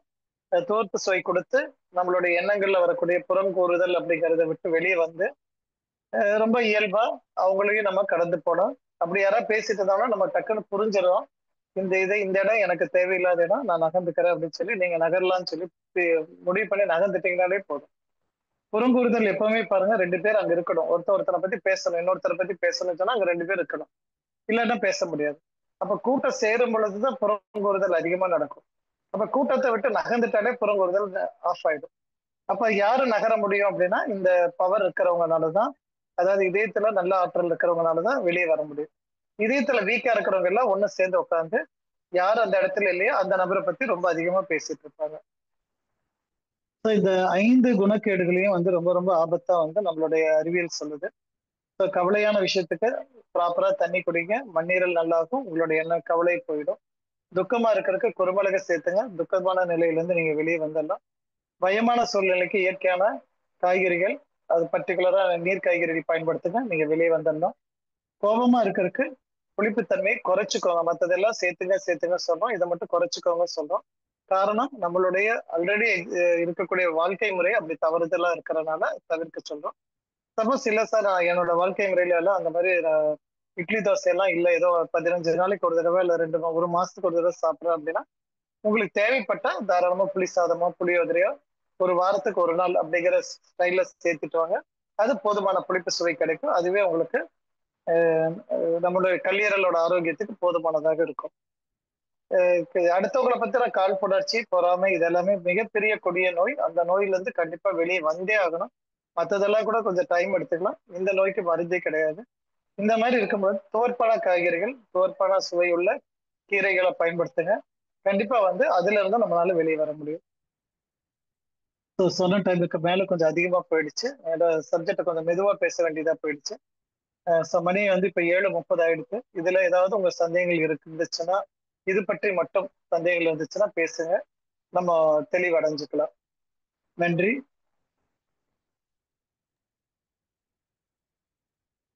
வாழ்க வளமுடன். வாழ்க வளமுடன் ஐயா. மிக்க நன்றி ஐயா. உங்க இன்னைக்கு அக்குபங்க்சர் முறையிலேயே நமக்கு பஞ்சபூதங்களை சார்ந்து நம்ம உடல் வழியா எப்படி இந்த 5 குணக்கேடுகளை, அது என்னென்ன குணங்கள் எந்தெந்த உறுப்புகளோடு தொடர்பு கொண்டுள்ளதுன்னு மிக தெளிவா நமக்கு அழகா பல உதாரணங்களோட நமக்கு சிறப்பா விளக்கம் கொடுத்துருக்காங்க.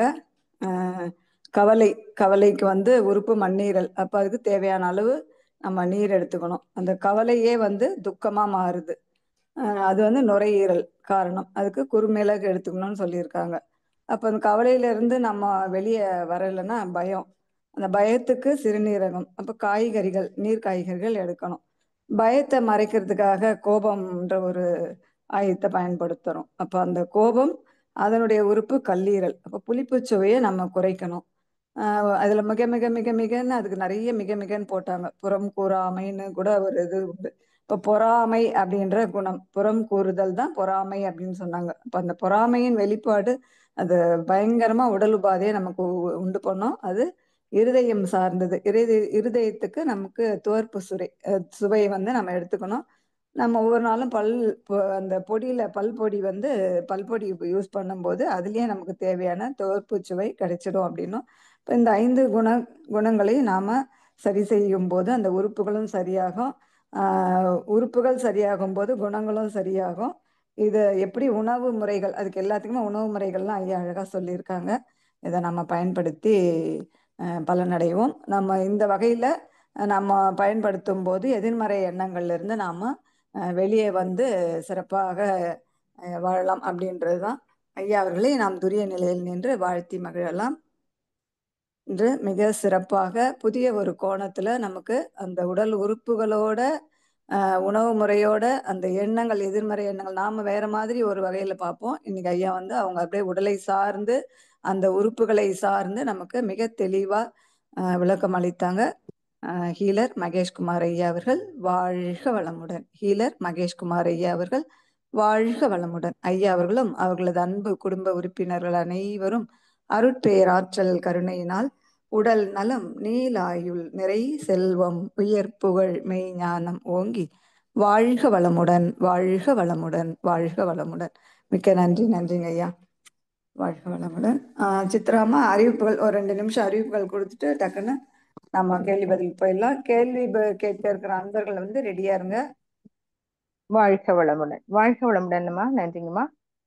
அடுத்த நிகழ்வாக சில அறிவிப்புகள். அடுத்த நிகழ்வாக 8:30 மணிக்கு இறையாசிரியர் இறை மதன் ஐயாவோட தற்சோதனை நிகழ்வு உள்ளது. அனைவரும் கலந்து ஆண்மை தூய்மை பெறுவோம். அதுக்கடுத்து பார்த்தீங்கன்னா நாளை அதிகாலை 4:30 மணி முதல் எப்பொழுதும் போல அனைத்து நிகழ்வுகளும் மிகச் சிறப்பாக நடைபெறும். அடுத்தது நாள்தோறும் சித்தர் குழு நிகழ்வுகளும் தொடர்ந்து நடைபெற்று கொண்டிருக்கிறது. அதிலும் அனைத்து நிகழ்வுகளிலும் அனைவரும் கலந்து ஆண்மை தூய்மை பெறுவோம். வாழ்க வளமுடன். அம்மா இப்போ அதாவது அடுத்தது பாத்தீங்கன்னா 3, 4, 5 தேதிகள்ல வந்து பாத்தீங்கன்னா வருகின்ற அக்டோபர் மாதம் வெள்ளி சனி ஞாயிறுல ஆனந்த யோகா பயிற்சி, அதாவது மலையம்பாளையத்துல 14 வயதுக்கு மேற்பட்டவர்களுக்கு நேரடியான 3 நாள் வகுப்பு இருக்கிறது. அனைவரும் கலந்து கொள்வோம். 50 பேருக்கு மட்டும்தான் அதுல அனுமதி உள்ளது. அதுக்கு தகப்படி நம்ம அனைவரும் கலந்து கொண்டு ஆன்மீக தூய்மை பெறுவோம். நன்றி. வாழ்க வளமுடன். அடுத்ததாக கேள்வி பதில் நிகழ்ச்சிக்கு செல்ல இருக்கிறோம். ஆமா, ஒரே ஒரு அறிவிப்பு மட்டும். நாளை மாலை சிறப்பு சிந்தனை உரைக்காக நம்மிடையே வந்து நம்முடைய ஞான ரிஷி எஸ் ராதாகிருஷ்ணன் ஐயா அவங்க நாளைக்கு சிந்தனை விளக்கம் கொடுக்க இருக்கிறாங்க. அதுல நம்ம எல்லாருமே கலந்து ஆன்ம தூய்மை பெறுவோம். வாழ்க வளமுடன்மா. நன்றிங்கம்மா. வாழ்க வளமுடன். வாழ்க வளமுடன். அடுத்ததாக சரிதா கார்த்திகேயன் அம்மா, உங்களுக்கு அன்மியூட் பண்ணிருக்கோம்மா. உங்க கேள்விகளை ஐயா கிட்ட ஷார்ட்டா கேட்டுக்கோங்க. வாழ்க வளமுடன் சார். வாழ்க வளமுடன். சொல்லுங்க. நுரையீரலுக்கு ஏதோ சொன்னீங்களா சார்? மிளகு என்ன வால் மிளகா சார்? இல்ல, வால் மிளகு இல்ல, சாதா மிளகு எடுத்துக்கோங்கம்மா. உணவுல சேர்த்துற மாதிரி இருந்தா சாதா மிளகு சேர்த்துக்கோங்க. மிளகுனா சூப் எடுத்து அடிக்கடி சாப்பிட்டீங்கன்னா போதும். சூப்பு வெந்நீர்ல போட்டு அப்படியே கொதிக்க வச்சு காயோட சாப்பிடுறதா எப்படிங்க சார்? இல்ல, இப்போ இரவு சூப் எடுத்துக்கோங்க, ரொம்ப நல்லது. பகல்ல வேண்டாம். இரவு சூப் எடுக்கும் போது நீங்க என்னன்னா இரவு உணவை ரொம்ப சீக்கிரம் முடிச்சுக்கோங்க. ஒரு 6:30, 7க்குள்ள இரவு உணவு முடிச்சுக்கோங்க. முடிச்சுட்டு ஒரு 1/2 மணி நேரம் கழிச்சு வந்து நீங்க சூப்பு மாதிரி ஒன்று கிளியர் சூப்பு மாதிரி வச்சுக்கோங்க. அதுல ஏதாச்சும் ஒரு காய் போடுங்க. அந்த காய் போட்டு கொதிக்க வச்சுட்டு அது கூட மிளகு, சீரகம், சின்ன வெங்காயம், பூண்டு, ஓமம், இந்த 5 பொருள் போட்டாலே போதும். மிளகு, சீரகம், சின்ன வெங்காயம், பூண்டு, ஓமம் போட்டு கொதிக்க வைங்க. அதுலயும் பர்டிகுலரா வெண்டைக்காய் சூப் போட்டு பண்ணீங்கன்னா ரொம்ப ரொம்ப அருமையா இருக்கும். வெண்டைக்காய் சூப், வெண்டைக்காய்னா நல்லா 2 வெண்டைக்காய் போட்டு நல்லா, அதெல்லாம் வதக்கவெல்லாம் வேணாம், சும்மா அப்படியே கட் பண்ணி போட்டீங்கன்னா போதும். அது வலுவழுத்து தன்மை ஆட்டோமேட்டிக்கா வந்துடும். அந்த வலுவழுப்போட இருக்கக்கூடிய தண்ணியை குடிச்சீங்கன்னா போதும். ரொம்ப அழகா வேலை செய்யும், நல்லா இருக்கும். பிரஷரும் குறையும் சார். பிரஷர் குறையுமா சார்? நுரையீரல்னால ஏற்பட்ட பிரஷரா இருந்தா தானா சரியாயிடும். சரிங்க சார். நன்றிங்கம்மா. வாழ்க வளமுடன்மா. நன்றிங்கம்மா. அடுத்ததாக சுமதி அம்மா, உங்களுக்கு அன்மியூட் பண்ணிருக்கேம்மா. சுமதி அம்மா. வணக்கம் அம்மா. வாழ்க வளமுடன் ஐயா. வாழ்க வளமுடன். சொல்லுங்கம்மா. ஐயா, என்னோட பெண்ணுக்கு வந்து 16 வயது ஆகுது. அவங்க வந்து நீங்க சொன்ன மாதிரி அவங்களுக்கு வந்து எப்போதுமே அந்த புளிப்பு சுவை உள்ள உணவு தான் அதிகமாக சாப்பிட்றாங்க. தினமும் 2 தோசை, ரொம்ப ரோஸ்ட்டாக கேட்பாங்க. அப்புறம் சாப்பாடு கேட்டால் புளி சாதம் தான் கேட்பாங்க, இல்லை சாம்பார் சாதம், இது மாதிரி தான் சாப்பிட்றாங்க. வேற எந்த உணவுமே எடுத்துக்க மாட்டேங்கிறாங்க. ரொம்ப கோவப்படுவாங்க. ஆனால் கோவப்பட்டு அப்புறம் வருத்தப்படுவாங்க. அப்புறம் நம்ம கோவமா பேசிட்டானா உடனே ரொம்ப அழ ஆரம்பிச்சிருவாங்க. ஸோ இதை எப்படி இந்த குணத்தை மாத்துறது? இல்ல, முதல்ல உணவு மாற்றம் பண்ணிடுங்க. இப்போ வந்து அவங்களுக்கு தோசை தான் பிடிச்சிருக்கு அப்படின்னா நம்ம அதை கொடுத்து கொடுத்து பழகிட்டனால அது பிடிச்சிருச்சு, அவ்வளவுதான். ஸோ நீங்க அதுல இருந்து விலகி வெளியே வரணும். கண்டிப்பா இது பண்ணாம ரெண்டு பேரலாம் பண்ண முடியாது. ஸோ ஒன்னா தோசை கெடுத்து கெடுத்து கொடுங்க. அதாவது இது இப்படி ஒரு தோசையான்ட்டு ஒரு நல்ல தோசை ஊத்துறதுக்குள்ள மோசமான தோசையை ஊத்தி கொடுங்க. அதுல அவங்க வெறுப்பாகட்டும். இல்ல அப்படின்னா அவங்களோட உணவுல வந்து நீங்க காரத்தை எப்படி எல்லாம் சேர்த்த முடியுமோ கொஞ்சம் பிளான் பண்ணுங்க. ஃபார் எக்ஸாம்பிள் பொங்கல் நல்லா பிடிக்கும் அப்படின்னா பொங்கல்ல குருமிளகு நிறைய போட்டு கொடுங்க. நான்வெஜ் சாப்பிட்ற குழந்தைங்களா நான்வெஜ்ல கொஞ்சம் பெப்பர் கனெக்டடாவே செஞ்சு கொடுங்க. இல்ல அப்படின்னா உளுந்து வடைனா உளுந்து வடையில பெப்பர் நிறைய போட்டு கொடுங்க. அல்லது நீங்க வேற அடை ஏதாச்சும் செய்யற மாதிரி இருந்தா அடையில வந்து நிறைய பெப்பர் போட்டு கொடுங்க. இப்படி எதிரியெல்லாம் உங்களால பெப்பரை சேர்த்த முடியுமோ அதை கொஞ்சம் பழக்கி விடுங்க. இல்ல அதுவும் கூட இல்லைன்னா சூப் மாதிரி வச்சு கொடுத்துருங்க. டெய்லி கம்பல்சரியா சூப் சாப்பிட்ற மாதிரி பழகுங்க. இப்படி செய்ய செய்ய அது அதனோட லெவல் கூடுச்சு அப்படின்னா புளிப்போட டேஸ்ட் வந்து குறைச்சிட்டே வருவாங்க. ஆனா காரம் நல்லா எது சாப்பிடுவாங்க. அந்த காரம் எங்களால கூட சாப்பிட முடியாது, அந்த அளவுக்கு காரம் சாப்பிடுவாங்க. அது நம்ம காரம் சொன்னா வரமிளகாயோ பச்சை மிளகாயோ வச்சு காரத்தை பேலன்ஸ் பண்ண ட்ரை பண்ண வேண்டாம். நான் சொல்றது குறுமிளகை மட்டும் சார்ந்த உணவா சரி, சேர்த்திட்டு வரணும். சரிங்க ஐயா, சரிங்க ஐயா. நன்றிங்கம்மா. அப்படிதான் சரி பண்ண முடியும். ட்ரை பண்ணணும் கொஞ்சம். ஏன்னா இது வந்து சீக்கிரமா வெளியே வர முடியாது. ஏன்னா நம்ம கல்லீரலோட வேலை சொன்ன கல்லீரல் வந்து ஆமாங்க. மிக மிக பெரிய உறுப்பு உடம்புல, சரிங்களா? அவ்வளவு பெரிய உறுப்பு செஞ்சுட்டு இருக்கிற வேலையை வந்து பழகிட்ட வேலையை வந்து சீக்கிரமா வெளியே தள்ள முடியாது. ரொம்ப டைம் எடுத்துக்கும். பரவாயில்ல, 6 மாசம் ஆனாலும் தப்பில்லை. படிப்படியா செஞ்சுட்டே வாங்க. நீங்க இப்போ ஒரு நாளைக்கு வாரத்துக்கு 7 நாள் தோசை கொடுக்குறீங்கன்னா முதல் ஆமாங்க. கட்டத்துல 2 நாள் மட்டும் தோசையை கட் பண்ண முயற்சி பண்ணுங்க. பாக்கி 5 சரிங்க. நாள் இருக்கட்டும். அதுக்கப்புறம் இட்லி வந்து அடுத்த இட்லியும் வாரம் கொடுக்கக்கூடாது இல்லையா? இட்லியும் சாப்பிடக்கூடாது இல்லையா? இல்லைன்னா இட்லியும் மாவு பொறுத்துதான் இருக்குது. இன்னைக்கே ஆட்டின மாவா இருந்தா தாராளமா பயன்படுத்துங்க. மாவு ஆட்டி சரிங்க. 2 நாள் ஆயிடுச்சுன்னா ஒரு நாளைக்கு மேல 24 மணி நேரம் தாண்டி அது ஃப்ரிட்ஜுக்குள்ள இருந்தாலும் இல்லாட்டியும் தவிர்த்தாலும் அல்ல நிறுத்தி ஆகணும். ஓகே. இப்ப இந்த குழந்தைகளை வந்து நீங்க டக்குன்னு சொன்னீங்கன்னா அவங்க ஏத்துக்க மாட்டாங்க. அப்ப வந்து என்ன சரி, பண்ணலாம்னா இந்த வாரத்துல ஒரு நாள் அப்படிங்கறத கட் பண்ண ஃபர்ஸ்ட் முயற்சி பண்ணுங்க. அதுக்கப்புறம் வாரத்துக்கு 2 நாள் ட்ரை பண்ணுங்க. அப்புறம் 3 நாளா கொண்டு போங்க. அப்படி படிப்படியா கொண்டு போறது சுலபமா இருக்கும் உங்களுக்கு. துவர்ப்பு சுவை கொடுக்கலாங்களா? துவர்ப்பு சேர்த்துக்கலாம். துவர்ப்பு எப்பவுமே டிஃபால்ட்டா சேர்த்துக்கலாம். அது அவங்க கொஞ்சம் வந்து தானே சேர்த்திருக்கோம் வாதத்தன்மை நம்ம. உடல் சார்ந்தவங்க, வாதத்தன்மை உடல் சார்ந்தவங்க. ஆஹ் ஆஹ் ஆஹ் ஆஹ். ரொம்ப ட்ரை எப்படி ஸ்கின்னா தான் இருந்தாலும் இருக்கும். அது எப்படி இருந்தாலும் உங்களுக்கு அது வறட்சி தன்மை அதிகமாகுது இல்லைங்களா? வறட்சியை குறைக்கணும் அப்படின்னா நெய் சேர்த்த வேண்டி இருக்கும். நெய் சேர்த்த வேண்டிய வயிறு நல்லபடியா இருந்துச்சுன்னா நெய் சேர்த்து அவங்கள சரிப்படுத்திக்கலாம். சரிங்க துவர்ப்புக்கு ஐயா, கொஞ்சம் சேர்த்த துவர்ப்பு வந்து நம்ம பிரஷ் பண்றதுலயே உங்களுக்கு துவர்ப்பு சுவை கிடைச்சிரும். அதனால தான் அந்த ஆப்ஷனும் கொடுத்தாச்சு. சரிங்க ஐயா, சரிங்க. ரொம்ப நன்றிங்க ஐயா. நன்றிம்மா. நன்றிங்கம்மா. நன்றிங்கய்யா. வாழ்க வளமுடன். அடுத்ததாக கல்யாணி குமரேசன் அம்மா, உங்களுக்கு அன்மியூட் பண்ணியிருக்கேம்மா. ஐயா வாழ்க வளமுடன்ங்க ஐயா. வாழ்க வளமுடன். சொல்லுங்கம்மா. என் பொண்ணுக்கு 1 இயருக்கு முன்னாடி கொஞ்சம் ஆன்சைட்டி மாதிரி வந்து ஹாஸ்பிட்டலில் சேர்த்துருந்தோங்க ஐயா. மெடிசன்லாம் எடுத்துக்கிட்டா. இப்போ வந்து யாராவது ஒரு கவலையா சொன்னா அது தன்னோட கவலையா எடுத்துக்கிட்டு ரொம்ப துக்கப்படுறா ஐயா. அதுல இருந்து வெளியில வா, அதெல்லாம் நினைக்காதன்னா கூட அது என்னால அந்த மாதிரி இருக்க முடியல, நீ லேசா எடுத்துக்கிறன்ற மாதிரி என்னையவே திரும்ப கேள்வி கேட்குறா. ஆனா எப்ப பார்த்தாலும் ஒரு பய உணர்வு இருக்குன்றா. நைட்டு தூங்குறப்ப எல்லாம் திடீர்னு பய உணர்வு வந்து ஹார்ட் பீட்டு ஜாஸ்தியா இருக்குதுன்னு சொல்றா. இப்ப பேபிக்கு பிளான் பண்ணிக்கிட்டு இருக்கிறாங்க. அதுக்கு என்னங்கய்யா பண்றது? இப்போ நம்ம சொன்னதுதான் முதல்ல அது ஆரம்ப நிலையில அப்படிதான் அதை ஆரம்பிக்கும். கவலை ஆரம்பிச்சு அதை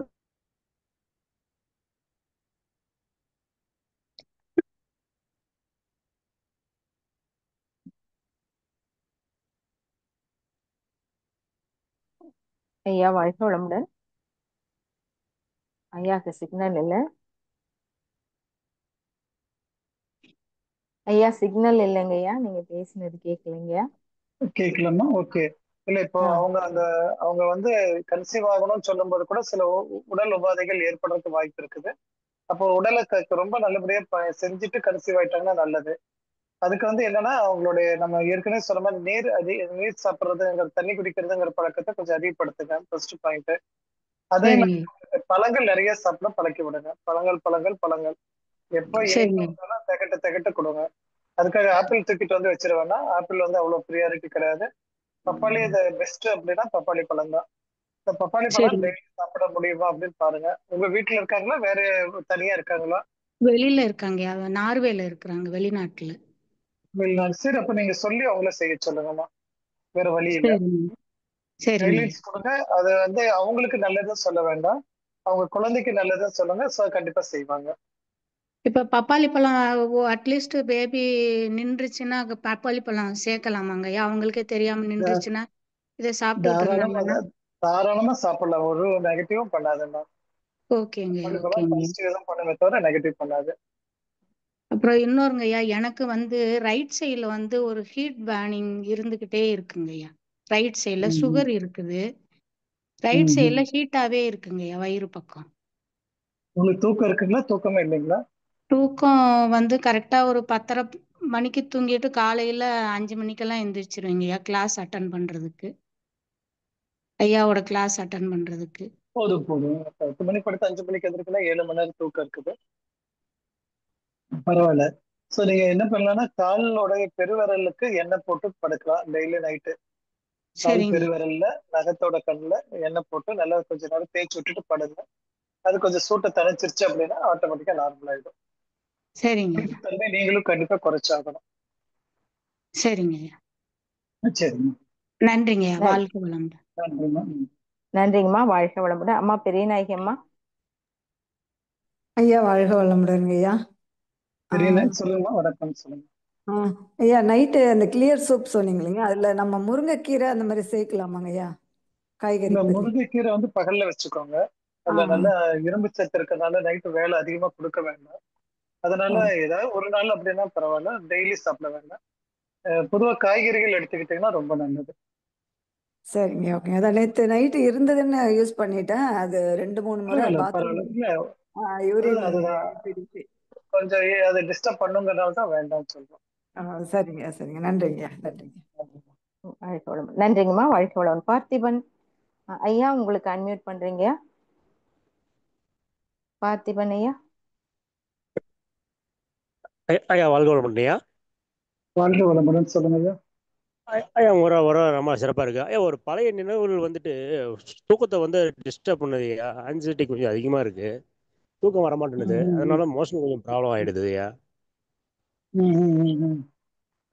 ரொம்ப ஒரு 6 மந்த்தாகவே இருக்கு ஐயா. இது எது பண்ணாலும் அந்த தூக்கம் வந்து 2 மணிக்கு முழிப்பு வந்துடுது, அதுக்கப்புறம் தூக்கமே வர மாட்டேங்குது ஐயா.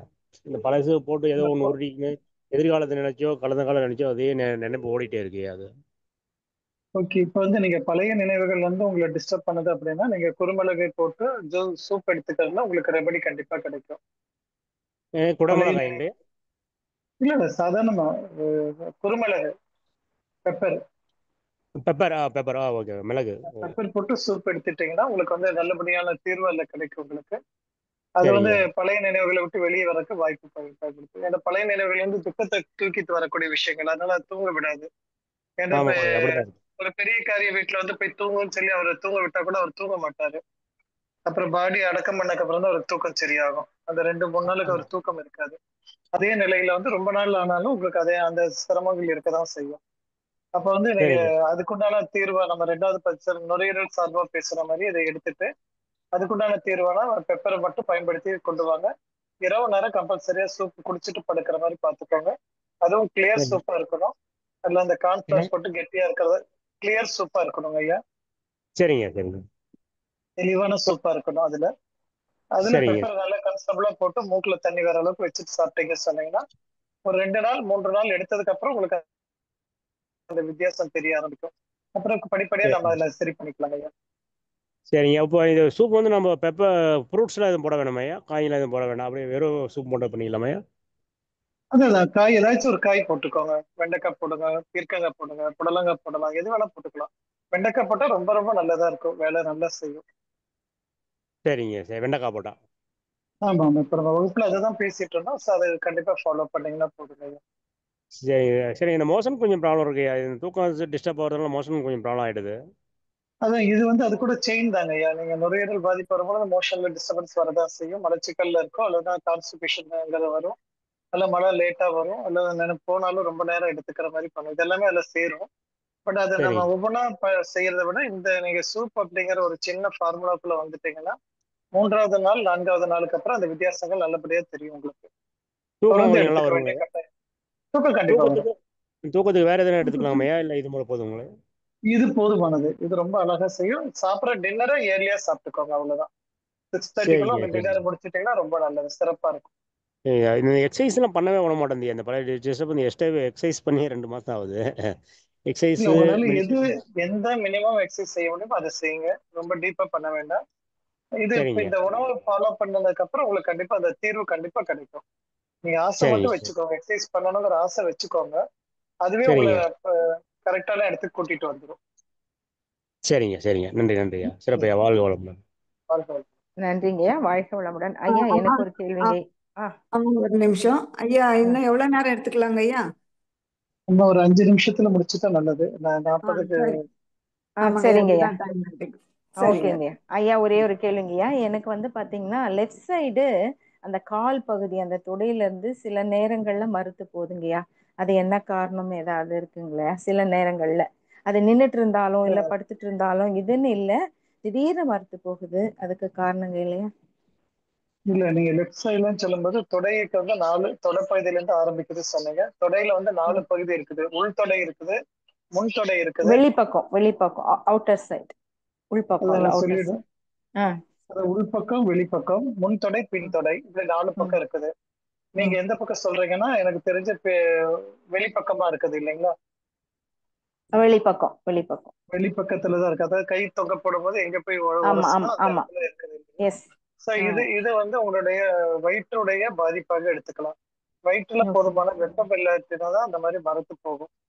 வயிற்றுக்கு வெப்பம் கொடுக்கறதுனா பழங்கள் நிறைய சாப்பிடுங்க ஒண்ணு. ரெண்டாவது வந்து நீங்க எடுத்துக்கிற உணவுகள் எல்லாமே கொஞ்சம் வார்மா இருக்கிற மாதிரி பார்த்துக்கோங்க, ரொம்ப குளிர்ச்சியான உணவுக்கு எடுக்க வேண்டாம். ஓகேங்க ஓகேங்க, நன்றிங்க, வாழ்க வளம். ஃப்ரிட்ஜ் போட்டு எடுக்கவே வேண்டாம். சரிங்க, நன்றிங்க, வாழ்க வளம். அம்மா இன்னும் அம்மா, ஒரு 2 கேட்டுட்டு ஆமாங்க, முடிச்சுக்கலாம். சரிங்கம்மா, வாழ்க வளம். அம்மா இறைபத்மா அம்மா. ஐயா வாழ்க வளமுடன். வாழ்க வளமுடன், சொல்லுங்கம்மா. ஐயா ஒண்ணும் இல்ல, எங்க பாப்பாக்கு வந்து 10th படிக்கிறா. அவளுக்கு வந்து அந்த பிறப்புறுப்புல இருந்து இந்த ஊரெல்லாம் இருக்கு. அது ஸ்கூல்ல டாய்லெட் எல்லாம் யூஸ் பண்றதுலாம் தெரியல. இப்ப 2 months ஆயிடுச்சு. ஆனா ட்ரீட்மெண்ட் போயிட்டு இருக்கு, சித்தால எடுத்துட்டு இருக்கேன். இது எதனாலங்கய்யா? இந்த பிறப்புறுப்புன்னு உங்களுக்கு வருதுன்னா நார்மலா உங்களுக்கு ஏஜ் அட்டன் பண்ணதுக்கு அப்புறம் அந்த நாப்கின்ஸ் எது பயன்படுத்துறாங்கிறத கவனிக்க சொல்லுங்க. நமக்கு வந்து டிவில வரக்கூடிய எந்த நாப்கின் பயன்படுத்தினாலும் இவங்களுக்கு தொந்தரவுகள் அதிகமா இருக்கும். அதே மாதிரி அந்த நாப்கின் பயன்படுத்தும் போது உடல்ல இருக்கக்கூடிய அந்த உறுப்பு வந்து வெப்பமாகுதாங்கிறத கவனிக்க சொல்லுங்க. அந்த வெப்பம் அதிகமாகும் போது இவங்களுக்கு வந்து ஊறல் அதிகமாகும். அது ஒவ்வொரு நாளும் தொடர்ந்து வந்துகிட்டே இருக்கும். அதனால இவங்க முடிஞ்ச அளவுக்கு இயற்கையான நாப்கின்ஸ் பார்த்து பயன்படுத்தியே ஆகணும். அது பயன்படுத்தினதுக்கு அப்புறம் அதுல வந்து அந்த பீரியட் முடிஞ்சதுக்கு அப்புறம் குளிர்ச்சி தன்மை தெரியணுமே தவிர, அதுக்கு அடுத்த பீரியட் முடிஞ்ச 3 நாள் எனக்கு ஏதோ சூடா இருக்கிற மாதிரி ஃபீல் ஆகுது அப்படின்னா தவறு நடந்துட்டு இருக்குன்னு அர்த்தம். அதை கரெக்ட் பண்ணிடுங்க. ரெண்டாவது வந்து சோற்று கற்றாழைன்ட்டு ஒண்ணு இருக்கும். சோற்று கற்றாழை அலுவேராட்டு இருக்கும். அந்த அலுவேரா இருக்கக்கூடிய உள்ள இருக்கிற நொங்கு பகுதியை சாப்பிட கொடுங்க. நொங்கு பகுதியை நல்லா கழுவிட்டு வேணும்னா கரும்பு சக்கரை போட்டு சாப்பிட கொடுங்க. அந்த வெப்பம் வெளியேறிடும். வெப்பம் வெளியேறினாலும் இந்த நாப்கின் பயன்படுத்துறதை மாற்றம் பண்ணா மட்டும் நிரந்தரமா சரியாகாது. ஐயா அவளுக்கு வந்து இந்த சோற்று கத்தாழை சொன்னீங்களா, அவளுக்கு வந்து அடிக்கடி சளி பிடிக்கும், அது கொடுக்கலாமாங்கய்யா? தாராளமா கொடுங்க. சளி அதிகமாகும் போது நிறுத்திட்டு திருப்பி ஒரு வாரம் கழிச்சு திருப்பி கொடுங்க. ஓகேங்க, நன்றிங்கய்யா, நன்றி. வாழ்க வளமுடன். வாழ்க வளமுடன். நன்றிங்கய்யா, வாழ்க வளமுடன். ஐயா அவர்கள் இவ்வளவு நேரமாக மிகச் சிறப்பாக ஆழமாகவும் தெளிவாகவும் அன்பர்களின் கேள்விகளுக்கு பதில் அளித்த நமது ஹீலர் மகேஷ் ஐயா அவர்களை வாழ்த்துவோம். ஐயா அவர்களும் அவர்களின் அன்பு குடும்பமும் அருட்பேராற்றல் கருணையினால் உடல் நலம், நீளாயுள்,